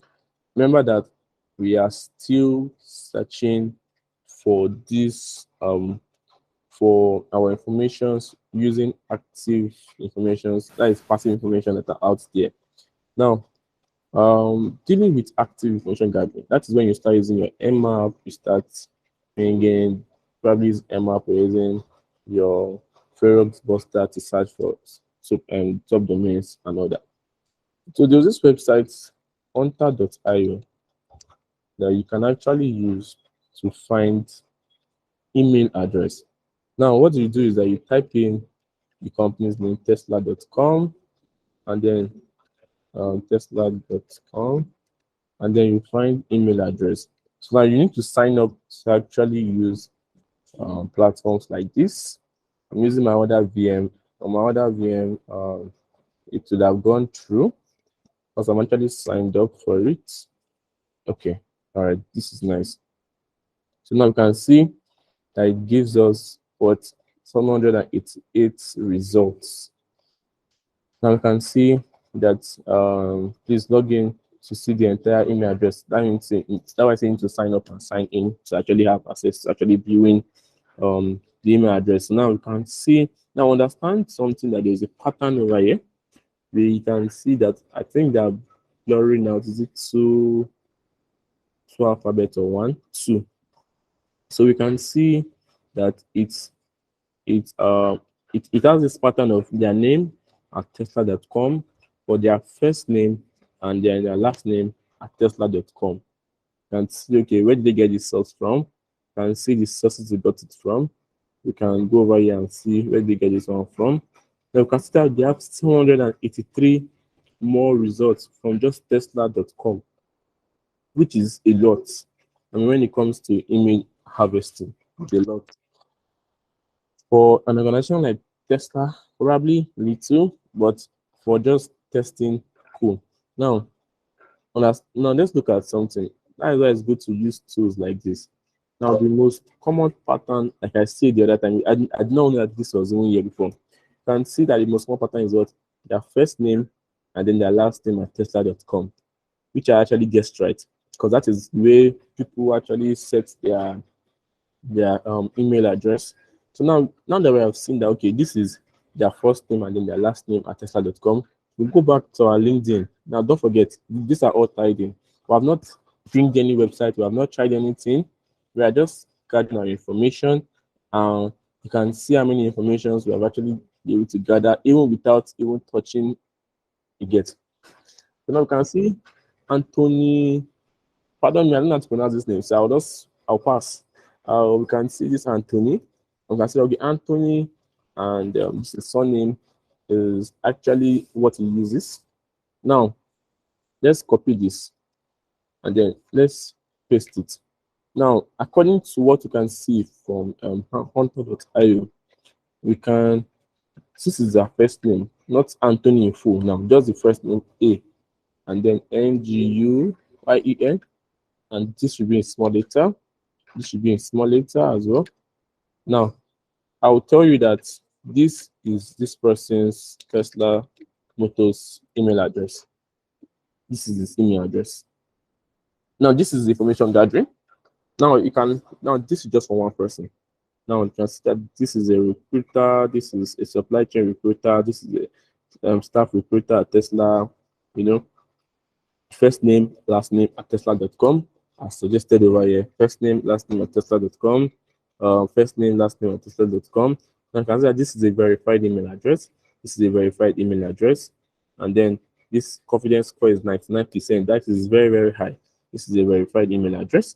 Now, gather all this information, gather all this mail, and then just run it with your Burp suite, in which Oyekunle will actually be doing his magic that he does with it in the next session.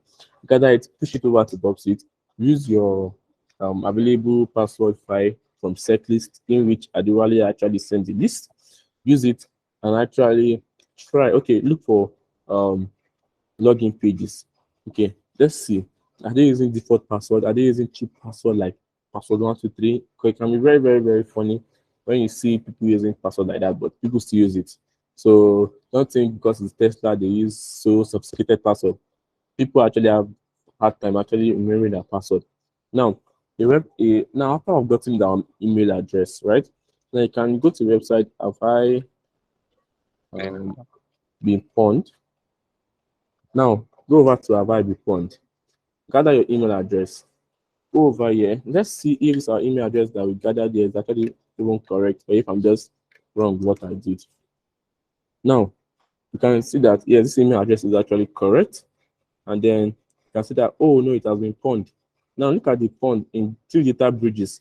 Now you can actually search for the data bridges and and then you actually see, okay, what is the password of this person, and then streamline your login to actually find the username and then include the password, and then you're good to go. So gather all this information, paste them over here, see have they been pawned. Okay, if they have been pawned, let's look at what have they been pawned, which organization were they pawned in, what password were they being caught using, and then if they've been pawned with that organization that we caught their password to be using, right? Now, let's see, did they still repeat this password? Or if they don't repeat this password, let's look at similar password. Probably they use password 123. What if we use password 321? Does it work? All this is very, very important. We have not even typed, all what I've done, I've not even typed mmap. I've not even typed mmap. So, I mean, I've not typed mmap, I've not typed SQL map, I've not used WhatsApp, I've not used Burp suite, I've not used any of this. This is just pure information gathering. And this is very, very fun for me. I find it very, very, very, very. I find it very, very, very fun doing. Now, another thing you can use. Yeah, I have a question. Okay, you have a question. Yeah. Back to the site that you're on right now, the pond one. Yeah. What is it exactly about? I haven't gotten that part exactly. All right. Nice question. So now, hope you're have you heard about data breaches before? Data breaches, like an organization have been breached, they have probably gotten password, just like Twitter, they got 20 million user details of recent. Have you ever had a book? Yeah, exactly. So now this Ababi point actually gives you information of if this person's email has actually been found or actually be owned or actually be part of a data breach. Hope we are together. Yes, I'm still following. So it shows you if this person's information have actually been part of the data breach, and then if this information have actually been part of the data breach, then what data breach has it been actually been part of? Now, for instance, now it has been part of Twitter data breach. Okay, this Twitter data breach, was it only email address that was being harvested, or email addresses and password? These are important information to ask yourself, and this is what actually I have been pwned. Have I been pwned actually answers for you. So that's why you can actually go over there. After I've guessed the username, the email address, put it over there, and then you're good to go. So now this is a very crucial aspect when it comes to bug bounty. That's gathering information. Hope you got that. Yes, I'm still following. All right. Hope that answers your question, or is there further questions asked? No, I'm okay. That's fine. All right. Thank you. I think we are running out of time already. Yeah, I'm looking at the time. Okay. Just before we go on, someone asked a question I think you should look at. Right. Though it was answered in the chat section, but I think it's wise we have that conversation. Which question? So the question is, what particular technology or what particular technology information is important to take notes on build tweet? So if one goes on build tweets during information gathering, what exactly should they be looking out for?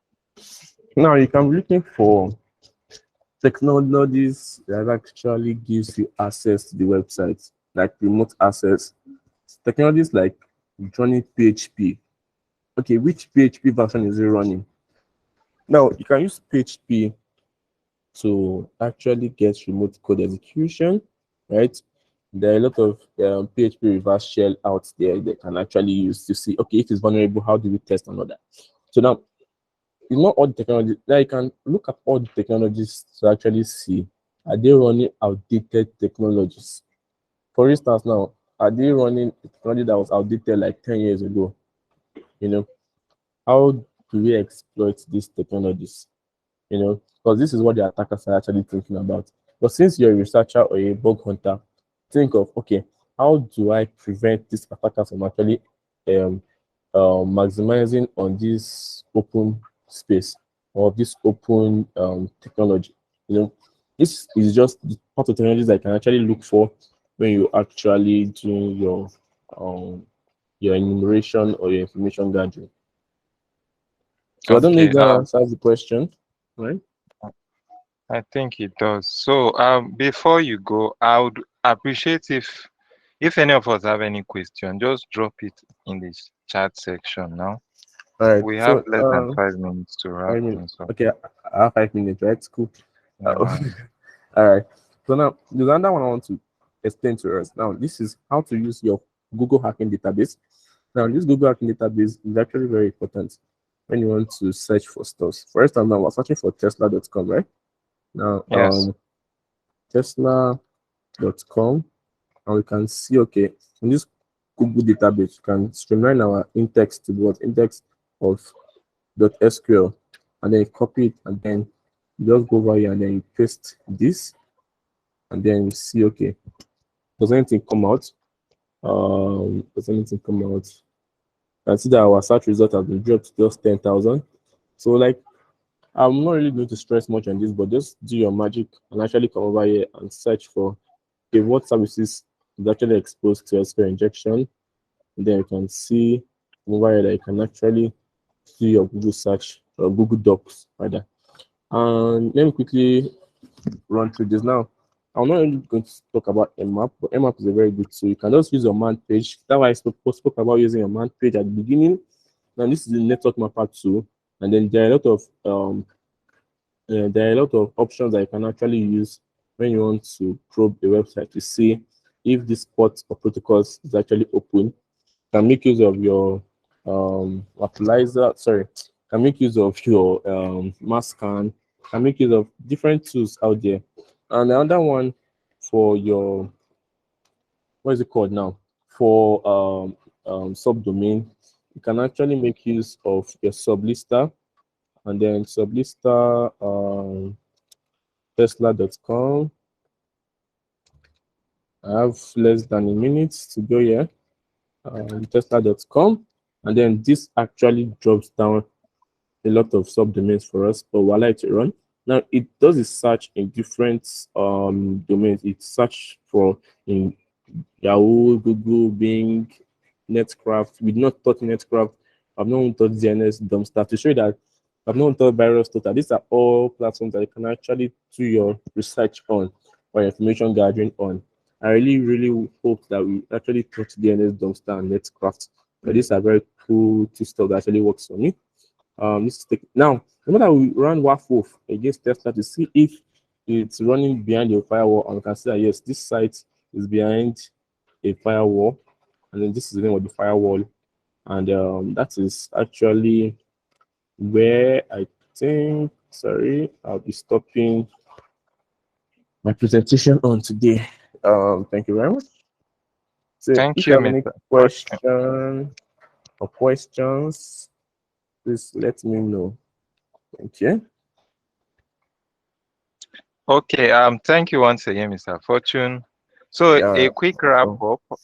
First, Mr. Fortune session was about information gathering, and he mentioned that there were two ways to go about this. He mentioned the active information gathering technique and the passive information gathering technique.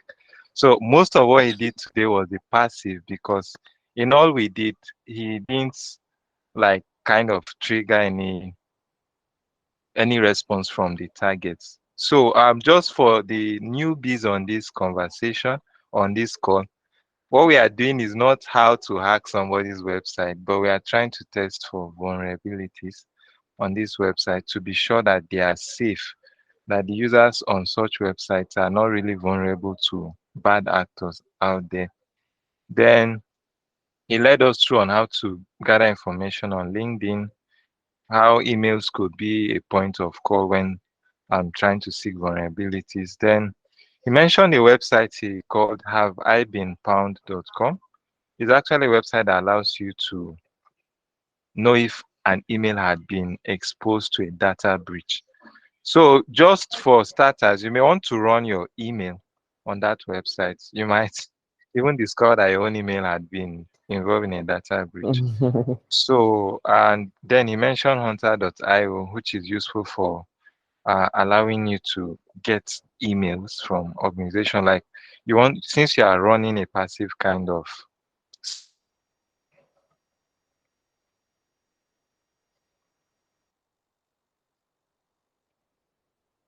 search, email formats of such organization to know if they had been exposed to a data breach. So that's much of what he said today. And remember that this video will be on our YouTube channel. So feel free to check for it later. Perhaps tomorrow it will be up. So thank you so much, Mr. Fortune. Yeah. I didn't see anybody ask any question. I don't know. So far, I've not seen any. Anybody asking question? Please, what is the major function of exploit DB? All right, go ahead. So before we do that, you can as well follow me on Twitter. Yeah, let me share his LinkedIn page so that we can connect with him there.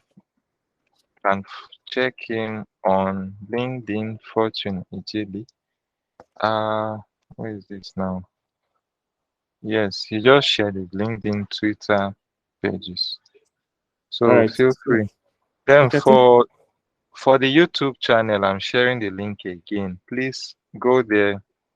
Once the video is up, you can subscribe before then. Set your notification up, and then you'll be notified when when the video is up. Someone wanted to ask a question. I don't know.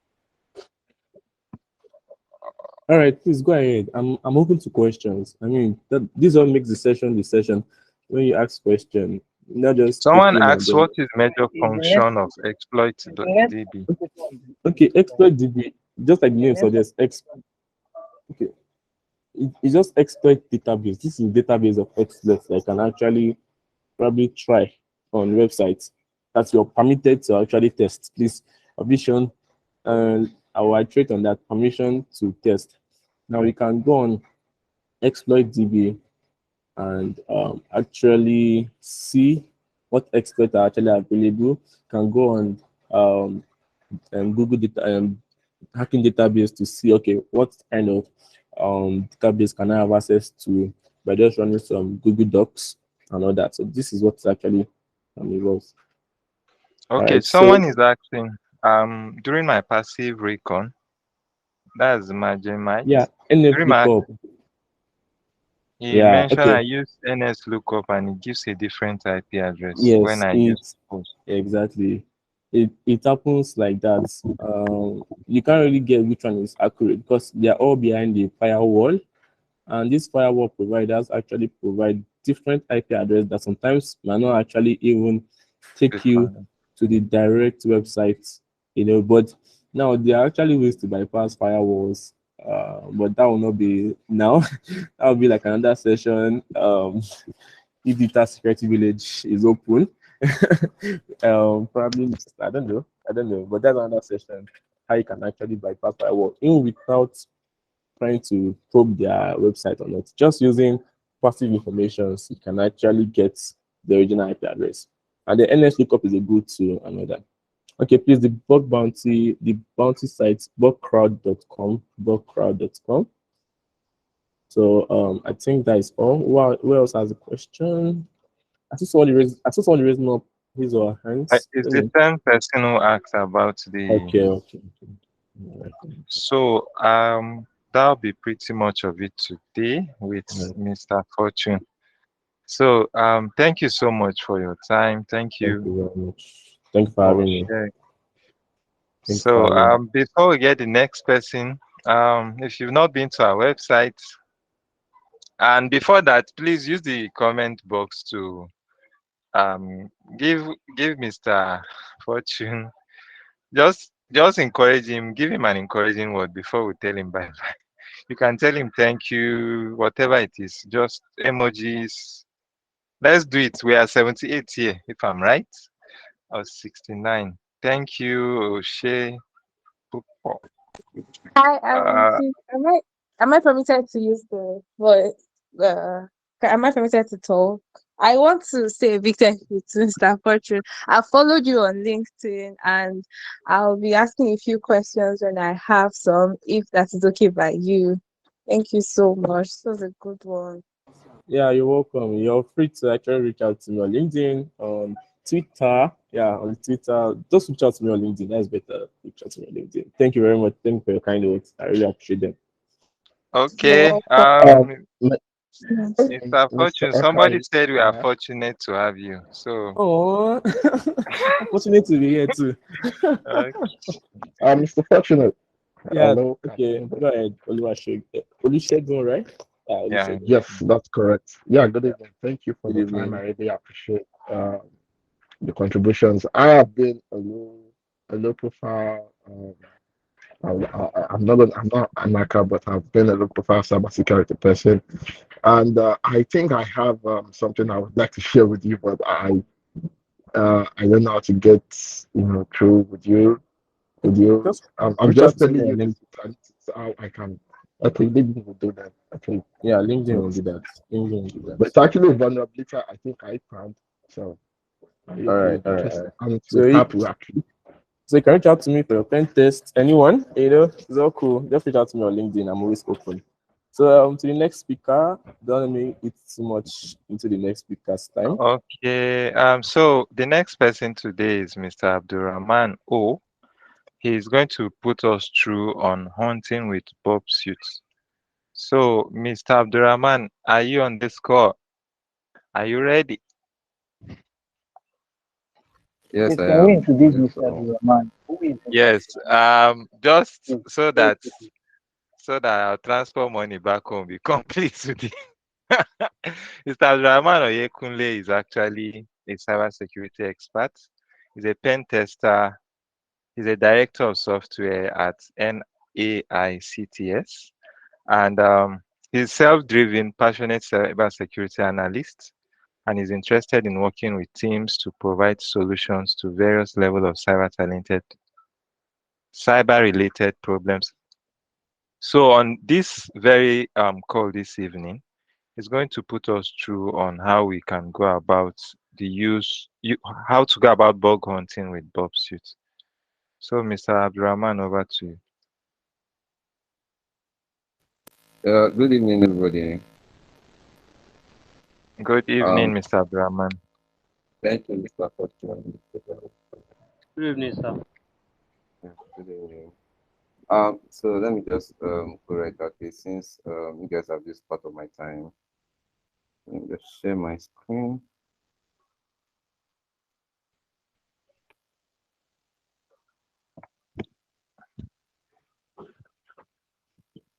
So while he's doing that, you may want to pay attention to the final session today because it would be like the icing on the cake. Remember, we started out with installation of various tools that will be used for the program, that's the bug hunting. Then we now have Fortune who told us how to go about information gathering. So this session will be how we would apply everything we've been saying since 5 p.m. to something very useful. So Sorry, did it treat how to set up Upsuit?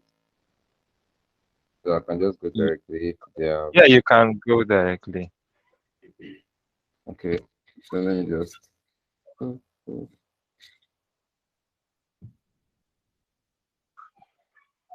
open my web browser.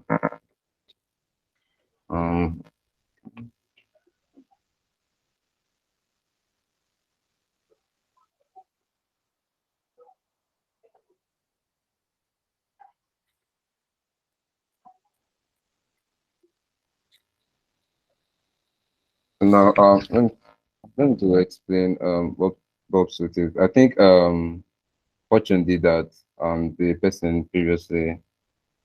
So I'll just go with starting with the setting up on the browser. Okay. So now, what is Burp-Suite? Burp-Suite is a set of security testing tool. You can use it for vulnerability scan. You can use it for so many things. So okay, come on. So we'll be using the community edition instead of the Burp Pro. So we don't really need the Burp Pro for now. So we'll stick with the community edition. I think it can do most of the things we'd like to do with it. So now this is our Burp-Suite.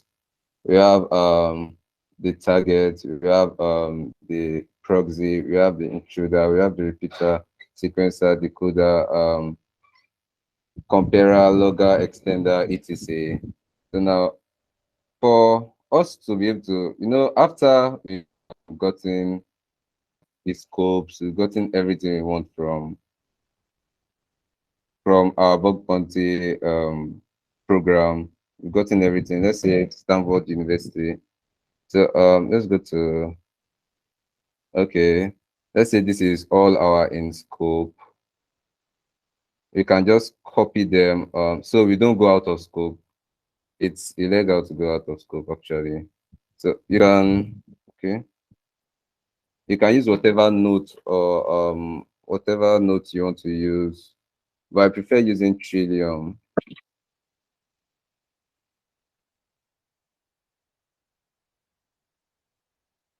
Sorry, I'm taking this thing. Okay.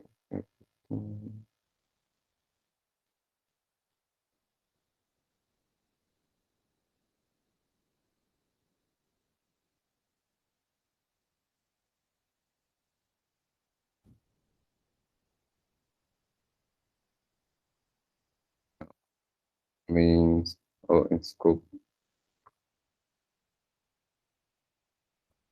Okay.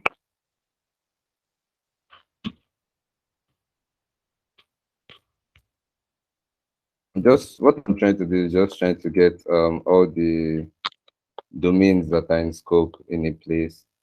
That's what I'm just trying to do.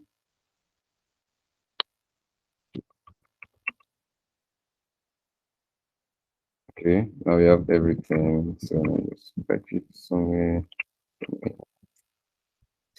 Okay. Now we have domains in scope. Let me remove the previous one. Now we have everything. This is everything here. So since after our information gathering, we've gotten all of these. This asterisk means every domain before that everything is in scope. Everything is in scope before this. So it's subdomains. Everything is in scope before this. So now we can start by opening, checking it out. Check every single thing out. So after checking it out, before you move to Burp suite, we have to set up our proxy. Set up our proxy on Firefox. I don't know if anybody has taken this setup thing. I don't want it to be confusing. So we can go to our manual proxy configuration. If we notice, Burp suite uses the local host with 8080. If we come here, we check the options to see it is listening on this particular IP address and port. So now we can just come here and set it manually. 127.0.0.1. Then we can set our port 8080. And we can click on this too. Yeah. Then okay, and we are done. So now let's open something. So whatever we do here will be here. Whatever traffic we generate on our web browser will be here. So now let's open something. Let's open academics. You see, it says we cannot open it. The reason is because our browser does not trust the Burp suite certificate. So we have to set that up too. So to set that up, we can just come to http:/burp, or you can just come here, but then just go this way since it's faster this way. So we download this, save, replace. So now to add it to our certificate, you can just come here, settings, and you can just search for certificates. So view certificates, then we import. So after importing, we have it here, then we open, then we trust this certificate for this for the website, then okay. So now we're able to get our traffic to Burp this way. Yeah, naturally by default our intercept is on. So that's the reason why it's taking time.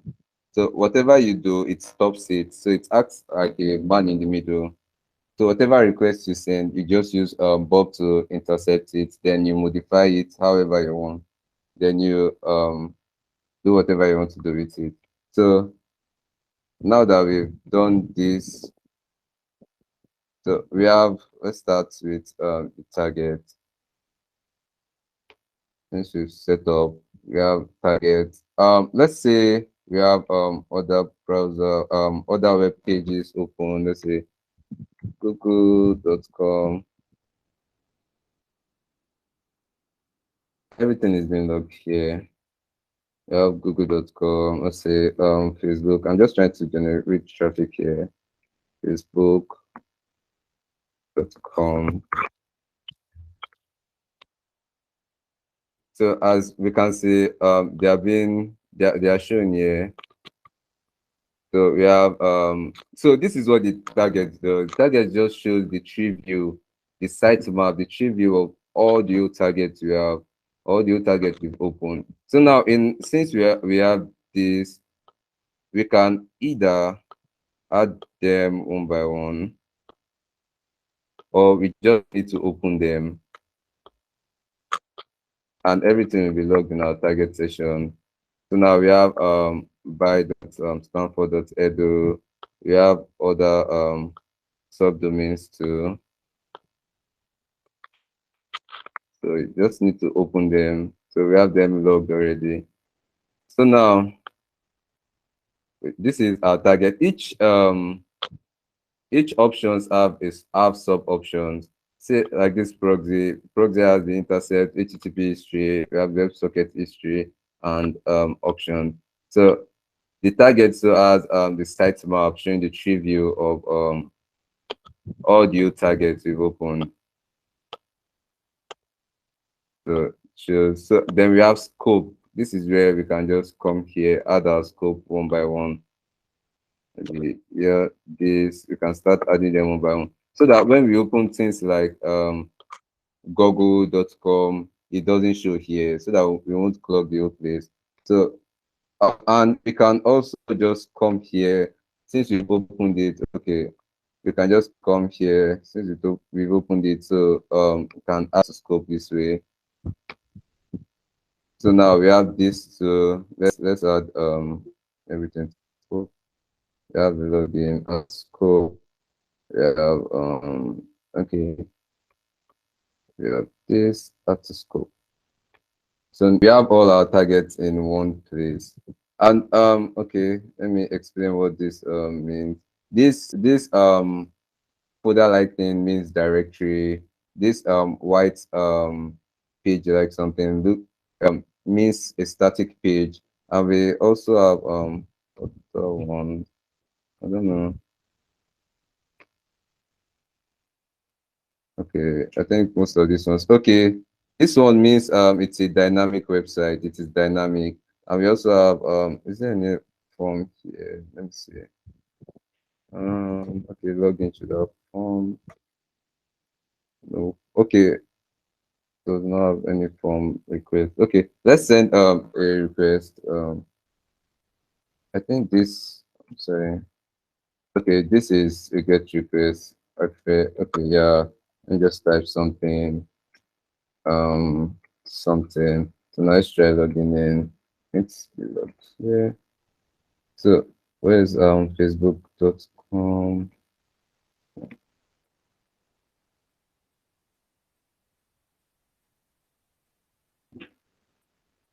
Let's request I sent. Okay, let me try again. I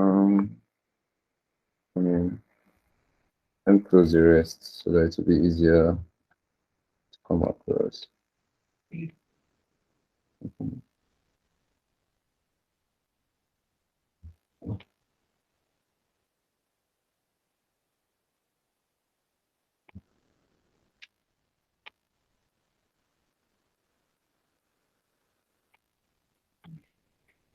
Okay, yeah, let's send this. So it should be logged somewhere. So where's it logged?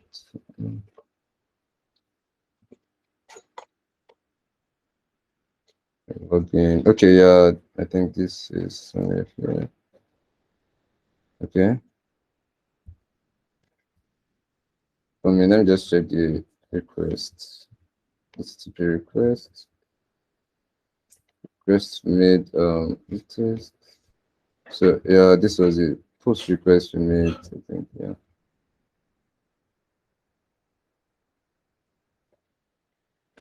Okay, yeah, I think this was it. This was it. So requests that are post requests, we usually have the form. You see it looks like form. I don't know if I can get it here. Okay, let me use another website. I think it was encrypted or something. So let's just type.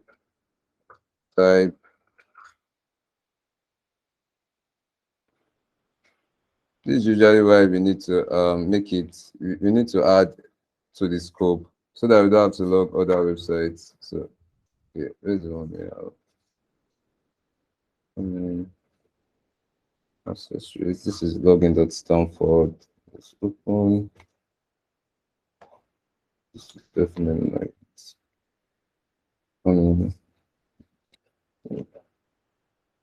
Web history.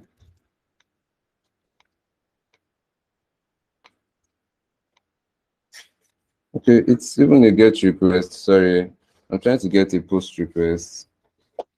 Get request. Let's see which one is a post request here.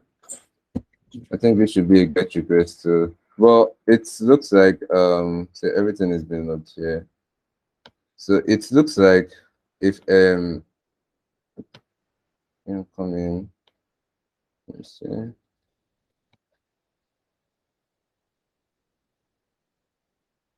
No, it's not showing. I can't find it here. So yeah, let's just move on. So after adding everything to scope, we can now come here to make it easier. This is the filter here. The filter here. We can come here and tell it to show only in scope. We can come here, tell it the MIME type. That means the media type, the media request that you're getting. You can and the status code to whether it's successful, it's a redirection, a request error, this client error, or a server error. So we can filter it that way. We can tell it to show only in scope items. So now we have only the ones we added to the scope. So we have everything here. And so we've and the ones you don't want to be in scope, you can decide to add them. So now as we've added the scope, if we try to open other web pages, it won't be logged here. So now that's literally all target is all about. So now let's move to the proxy. This is the one that intercepts whatever request we make. So let's say yeah, we have to turn on the and for us to use the intercept, you have to make sure the proxy server is on. So now the proxy listener is on. So now let's turn it on. Let's try to search. Yeah, now we have our request. If you notice the web page, it's hung.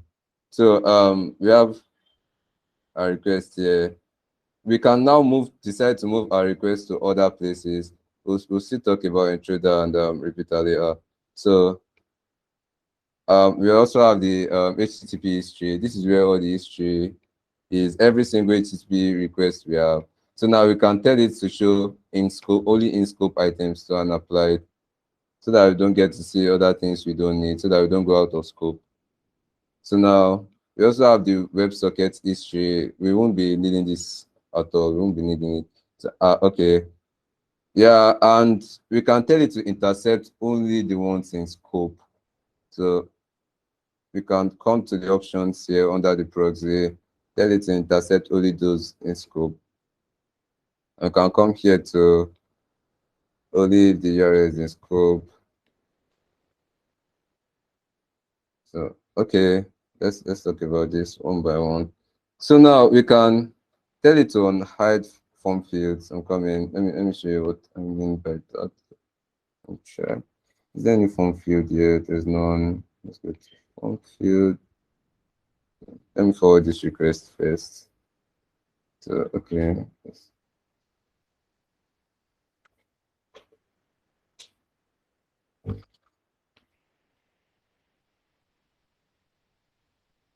Blah, blah, blah, blah. Okay, it didn't show what I was expecting. I think it was handling the error well. So it would show you the exact. You don't need to check the source code for it to get what the form field looks like and what exactly it's sending. So you don't need to check the form field. You just see it. Let's just move to the next one. So okay. Let me bring it back. Let's forward it.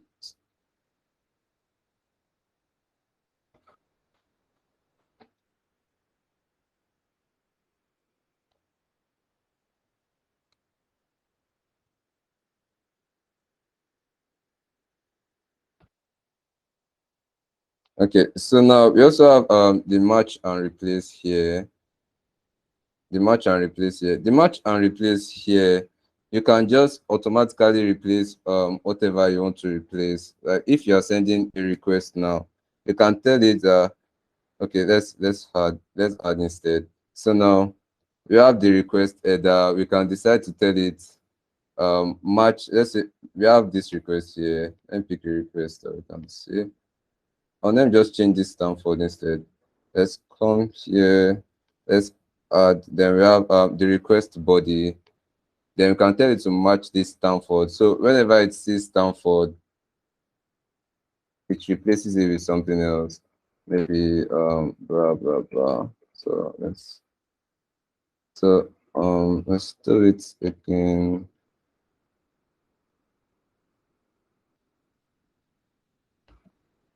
I think of the requests.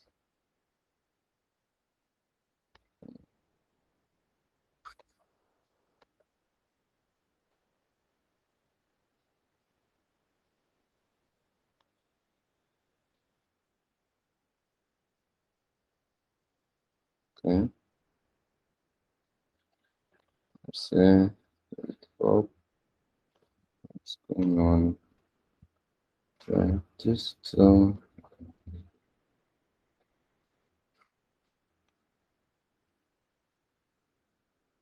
I don't know why it's not logging the request. I don't know what.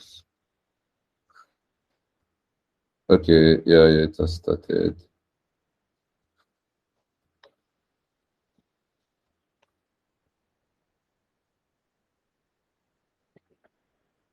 What I tell it to do? Told it to replace every Stanford request to blah blah. So you can just go here and cancel as our website. I think this was it. So I should do this page. I think it's because it has been cached on the browser. That's why it's not sending a new request or something. You have to like on a new thing. Still not working. Okay. And just it seems this is not part of okay. I think we didn't add this to our scope. That was why we didn't add it to our scope. Sorry, we didn't add this to our scope. Please don't forget to add it to your scope. Every single thing you'll be doing, don't forget to add them to your scope.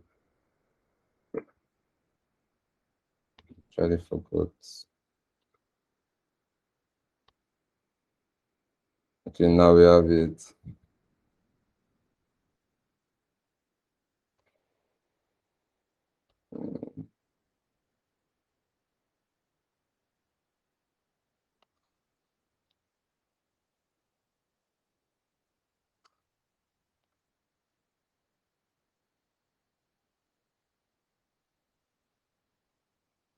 I think it has to match it exactly. I know this too.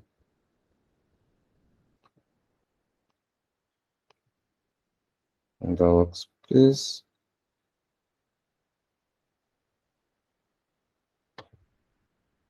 So since it starts with capital letter, we have to use capital letter. I think it's case sensitive. So let's edit this. Edit capital letter. So now let's try it again.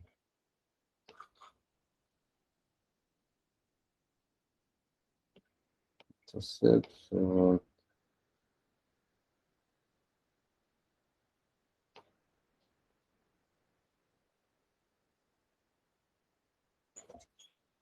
still not bringing. I'm coming. Let me check the request response.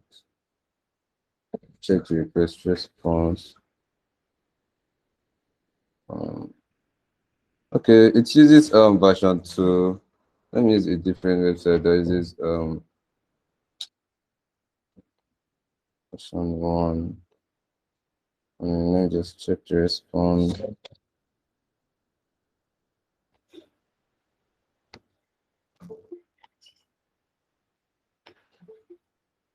Search for Stanford.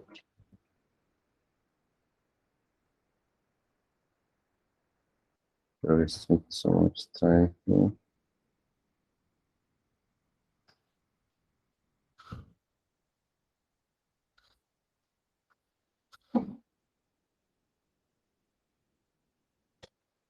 Oh, there's no Stanford in the response. That's why there's no Stanford in the response. So it has to be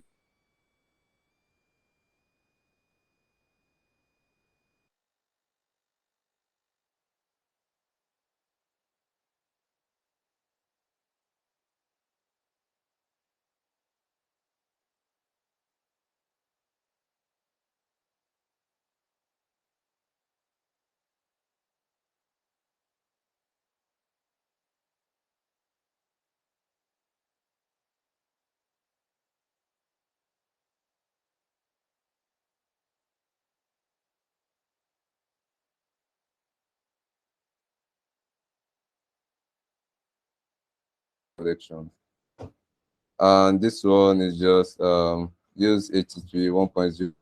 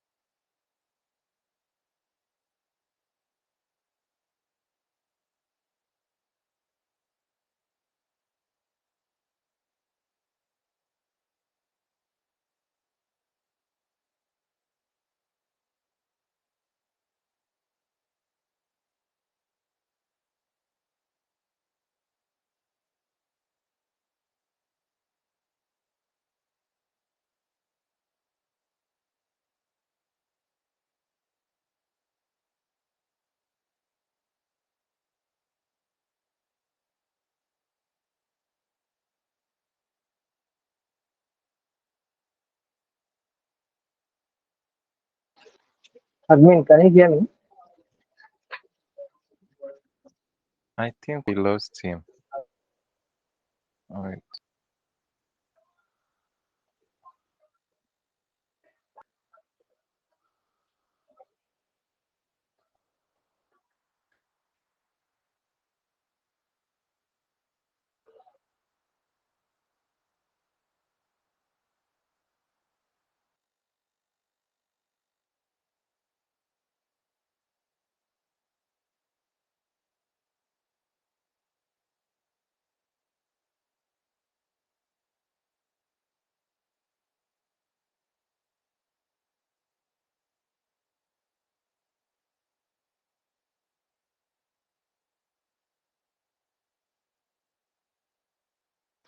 All right, I'm trying to reach Mr. Nelly. Let's just a few minutes. Thank you. Network is having some challenges with it. Yeah, I think it's done.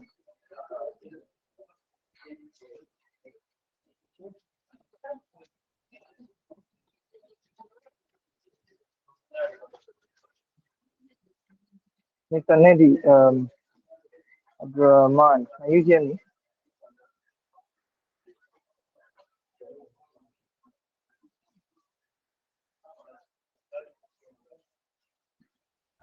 Hello, hello. Can you hear me?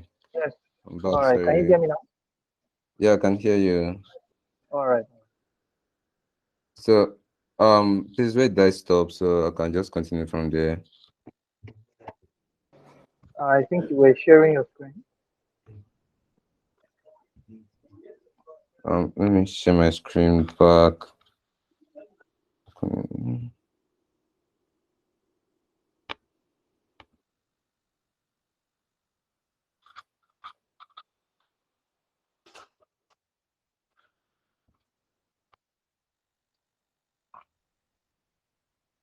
Can you see my screen? I was already talking. I didn't know the network went off. Yes, you can see. Yes, we can see your screen. So, sorry, where did I stop? I think I was still here, something like that. Yeah, you see here. You can continue from here. So, okay, let's just move to intruder. The intruder is to automate things you won't be able to do manually or will take time. So that's what intruder is for. So for brute force attacks, for any type of brute force attack or forcing attacks, you can use intruder for that. So now to use intruder, you can go anywhere around. Let's say you can go to the proxy, go to HTTP history, right click.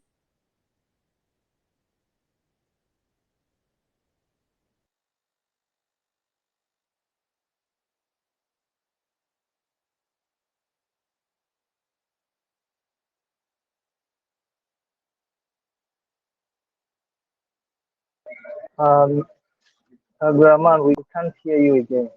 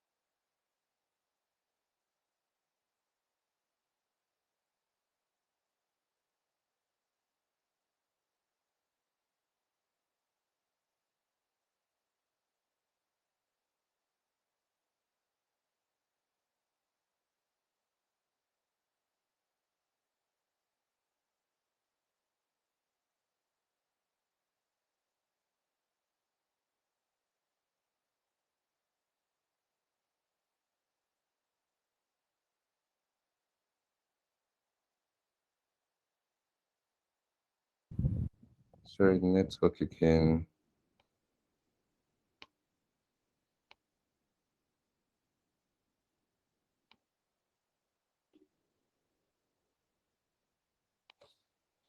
So yeah, as I was saying, we have different attack types. We have the sniper, we have the battering ram, we have the pitchfork, we have the cluster bomb. The definition they put under it is quite explanatory. It says this attack uses a single set of payloads and one or more payload positions. It takes each payload into the first position, then each payload into the second position, and so on. So now this attack, what it does is it uses just a payload, like a word list. So now for the sniper, it uses a single word list. So now if we are brute forcing this, that means this part with this, I don't know what this character is called. So each part with this character, I don't know what it's called. Each part with this character is being brute forced with that particular payload. So let's say we have I mean, let's see.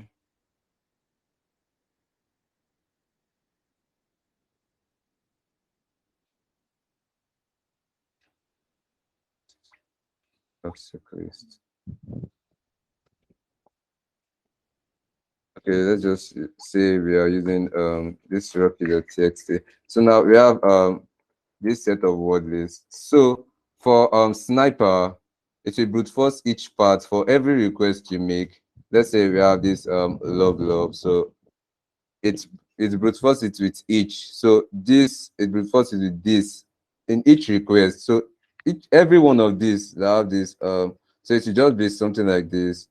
I mean, love. So that's how the whole request would be like. So for battery RAM, it uses a single set of payload, but it iterates through the payload. So now by iteration, what it means is that it gives this love, it gives the next one love in it, it gives this one, it gives it the next one, and go on like that and so on. So we have the pitchfork. So now this one uses multiple payload sets, but each payload it has to be it has a maximum of up to 20. So it iterates through all payload sets simultaneously. So now this one is different from the rest. So you have to give it different word lists that you want to use. So let's say for this particular part, you want it to use a word list. For this particular part, you want to use another word list. for this particular part, you want to use underworld this and so on. So that's what the pitchfork is for. Then for the cluster bomb, this one is different. It iterates each payload set in turns. So all permutations of payload combinations are tested. So it takes them in turns. It checks the payloads in turns. So this is where we set our payload. And for us to, let's say we have I want a different website that has a form that we can use and just check. I'm coming, sorry. I think where do I have?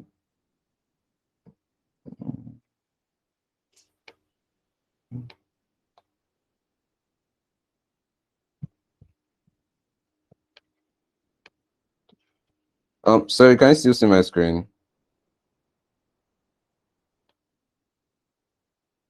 Yes. Okay.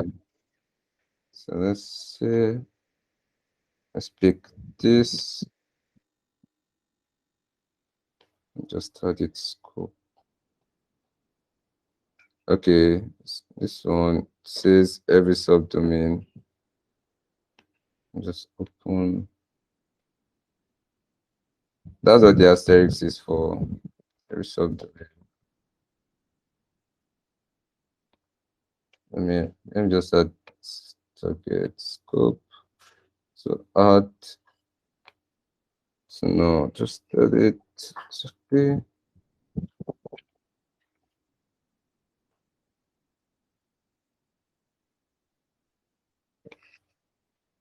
Okay, it has to be the advanced.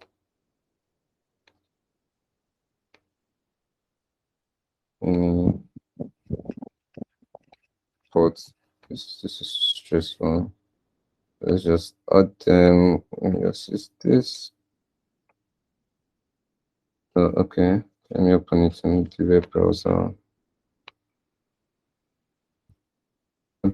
That is now. Let me just this off. Open.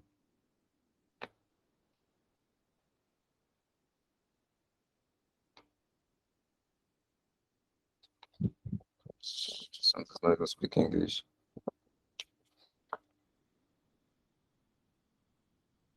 Okay, I think this is for registering. I think this is for login. Okay, I've gotten a login page and just do something.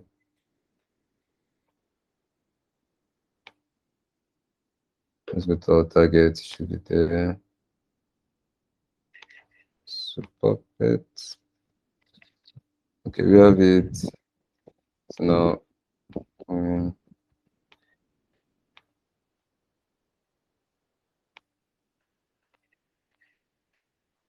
let's see. Blah, blah, blah, blah. Okay, I think it's sending the request to a different scope that we didn't add. Let me just run the scope thing. So that I don't have to start doing. That's why information gathering is important. So you get the exact subdomain and add them to scope. But that particular one says everything. But since you cannot add everything except you use advanced scope, and I don't start setting ports and the likes. So I just turn the thing off. Okay. Come here, move out of scope.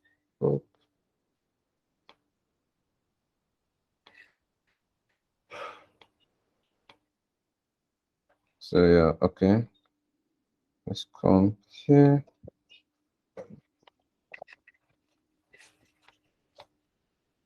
So we have our request here.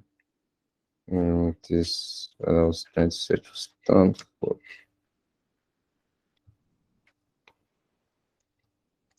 Okay, so now we have this is our username, we have password. So now let's move to intruder. Oh, this is better, I like this. So now let's remove this. Most times when you're looking for bugs, you want to check every single thing. You want to check the URI you want to check the cookies, you want to check the host, you want to check every single thing. So for now, I'll be checking the cookie. All I want to do is just explain this thing. So you can come here and clear it. You can just come here, clear. Oh, okay.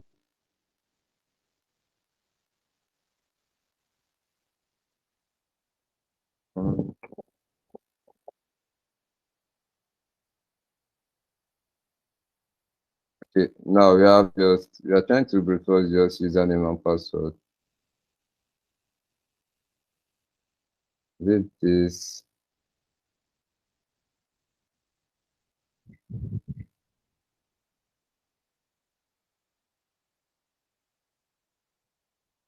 Okay.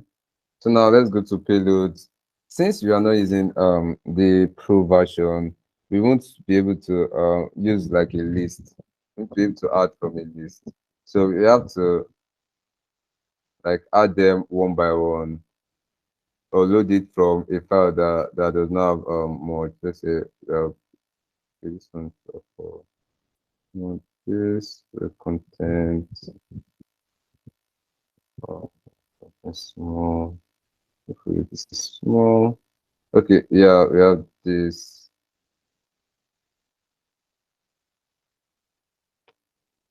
So now we have these two. We have the username and password. We want a different payload for the username and different payload for the password. So now we'll be using Pitchfork for that. So now we have payload 1, payload 2. So now for one, which is which is user, you can just come here and get your payload for user. Let's say maybe Apache.txt or something. Then for our second payload, pick 2, then we'll load it. Say big.axis, then we come here and start our attack. Blah blah blah. Okay. Yes, then start. Let's see.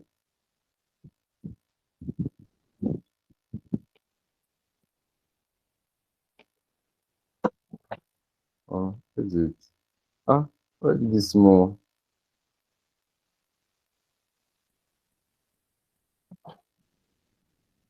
So it starts sending the request one by one. So it starts sending the request one by one. We have username, password. Start sending them one by one. And we have length, the response length. So now we can just pick this one by one and start checking the request. We have see it here. It sent this as the username and it sent this as the password. So now what is the response? We have I don't speak whatever language this is, but usually you get, if you start getting errors or you start getting things like 500, you know that we are onto something. So now okay, you can also filter. You can tell it you only want those with 200, or you can decide tell it you want only those with 500, then apply. Okay, sorry. Yeah.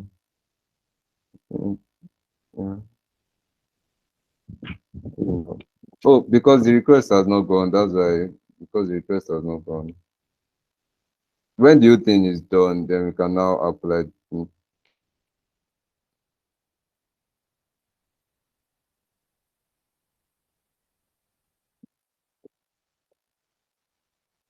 I think it's because there's no 500 response. That's why it's not going through. And we can also move this. If you want to compare them, you can move it to the comparer. That's what the comparer is for. Come here, then check the difference between the two comparer. Maybe the response or the request. Come here, you compare them, check what's different between the two. That's if you are trying to analyze, check them. You're trying to get what's different among the two. So we can come here, we can click on words. So now it says the content length is different. This is different too. This is different. This is different too. So now when you send characters that are not supposed to be accepted by web application or are supposed to be handled well, that's if it's vulnerable to some attacks. I think okay, let me get one I was talking about. Yes, so share checklist, I think discovery, help, web content, bad characters or something.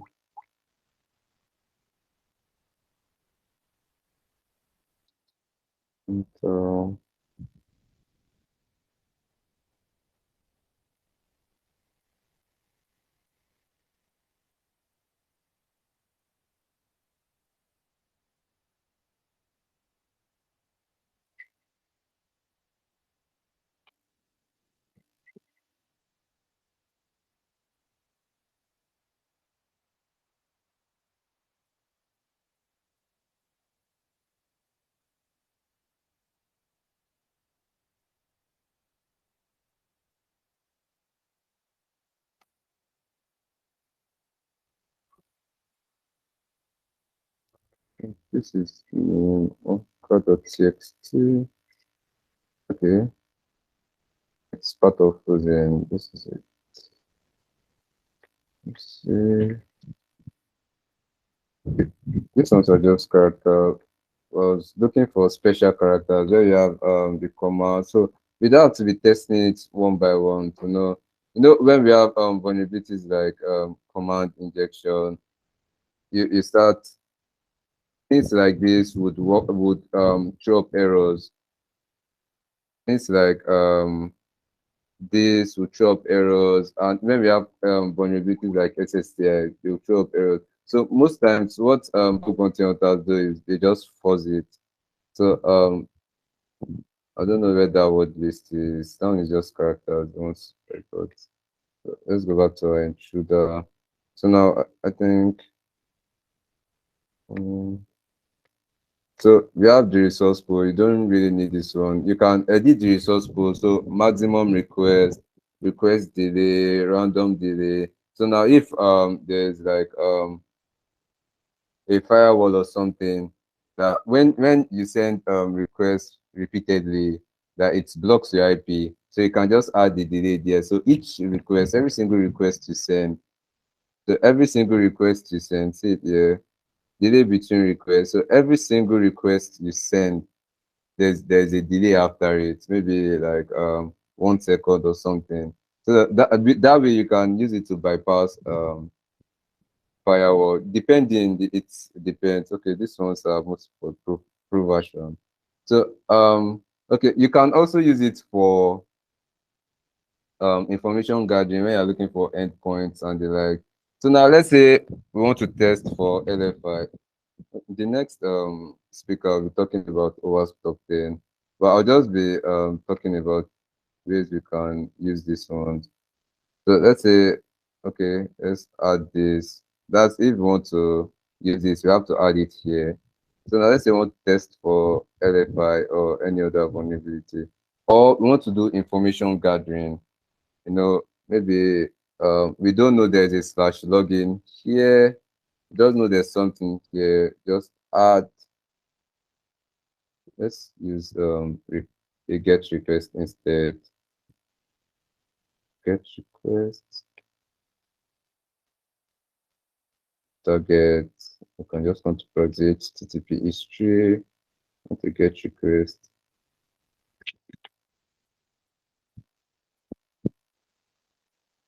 No, I can just use this. So now we can just come to move it to intrude. Try to get the endpoint. This if you don't know it, and we are trying to get that's the root directory. That's the next directory. This maybe we don't know the endpoint. So okay. So you can just do the same thing. You can use the sniper, so it's only one payload, then reload, then list of common directories. So, I think this is the directory. Okay, then we can just start it. Not time has gone. Let's move to decoder. Okay, let's move to repeater. I'm talking about repeater. Repeater is the one I love most among them. You can just come here,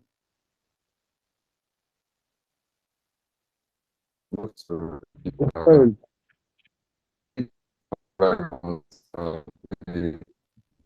To test it instead. Oh.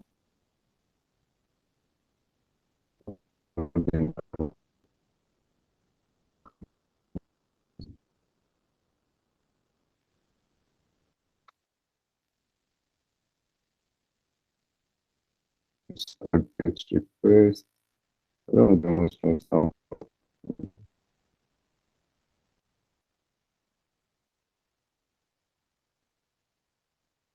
Okay, let's get I think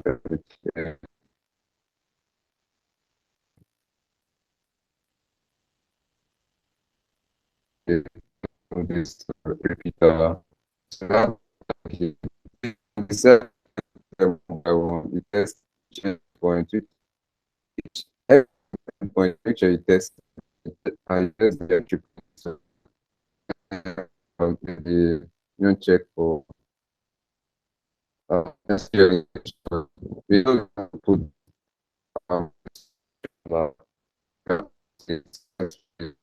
then send the request. So you put the request to your test, then you send it. So that's what repeater does. Provide the test to send it. I think because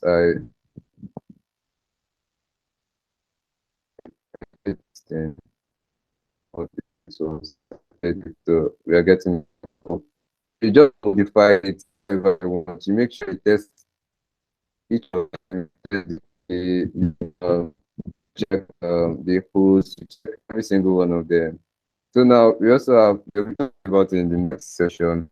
So we also have this one is for this one just this whatever hash or whatever coding you have, analyze it, analyze it.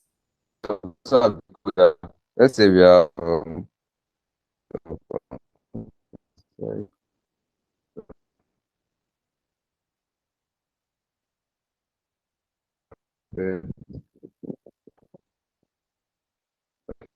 This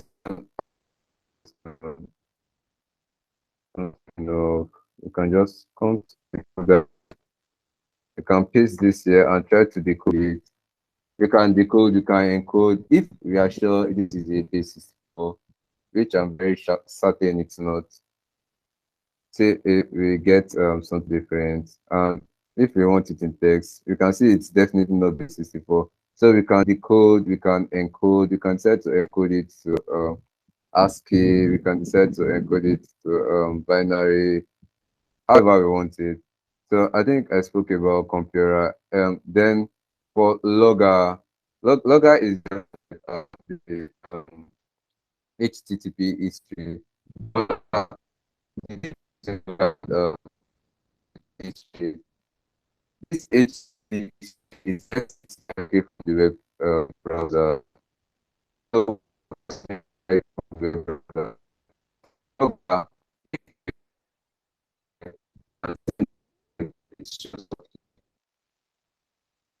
single request to make it here. That depends on the request here. And just extend that one is just also extension. You can come to the top.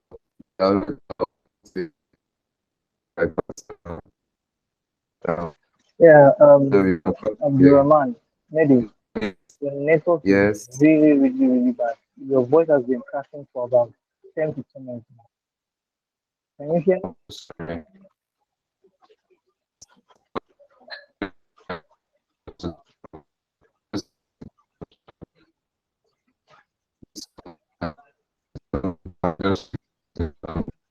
Nedi, can you hear me? I can hear you. Can you Wow. hear me? Can any other person hear me? I just want to confirm. The line is actually breaking.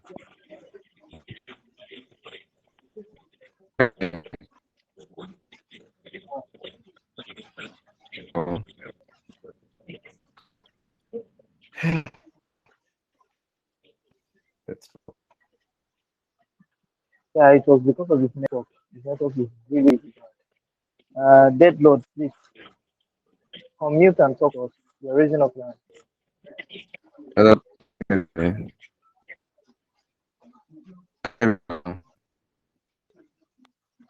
Abdulrahman, your network is really bad. Damien, can you hear me?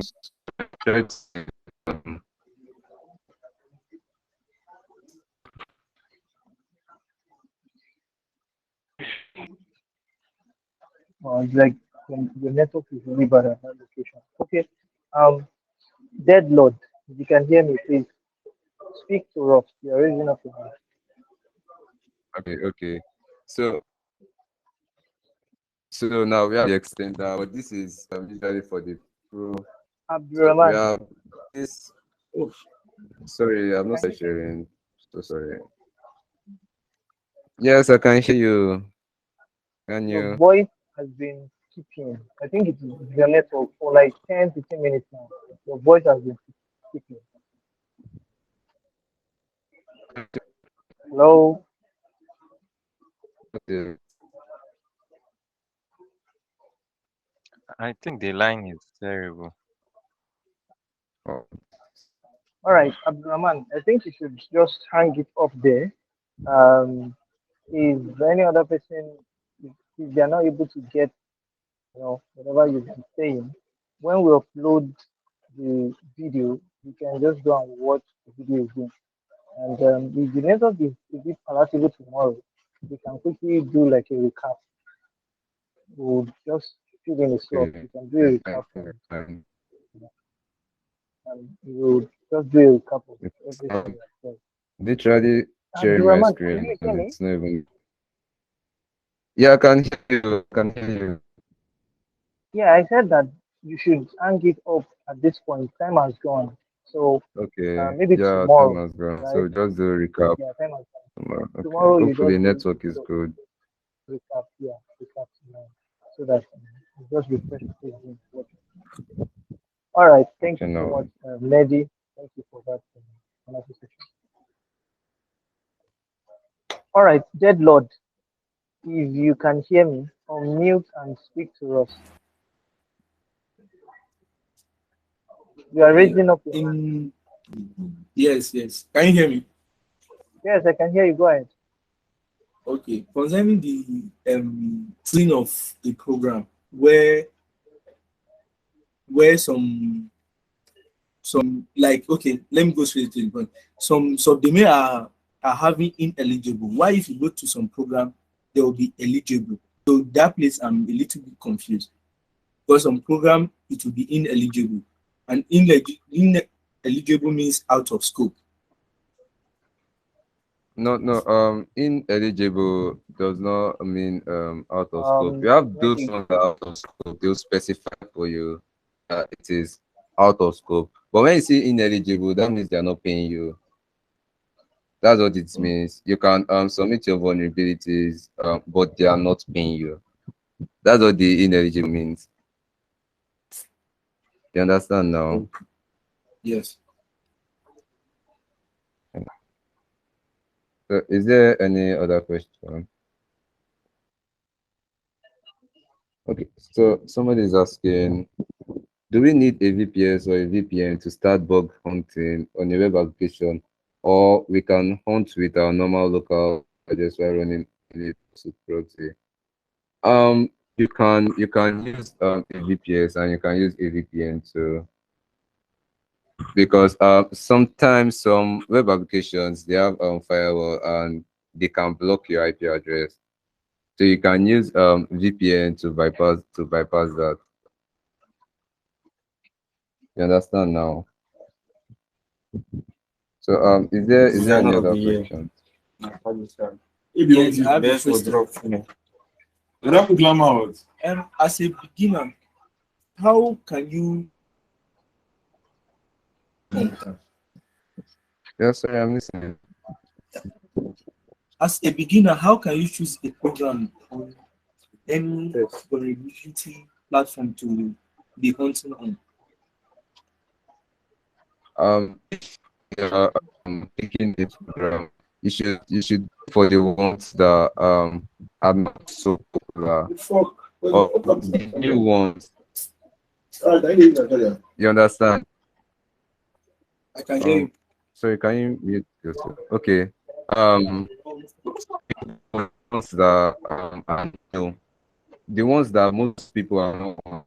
Because most times when you go on maybe you start targeting Google, a lot of people that are probably better than you, a lot of people have already tried that, and they've already gotten vulnerabilities, and they like a lot of people are on that web application.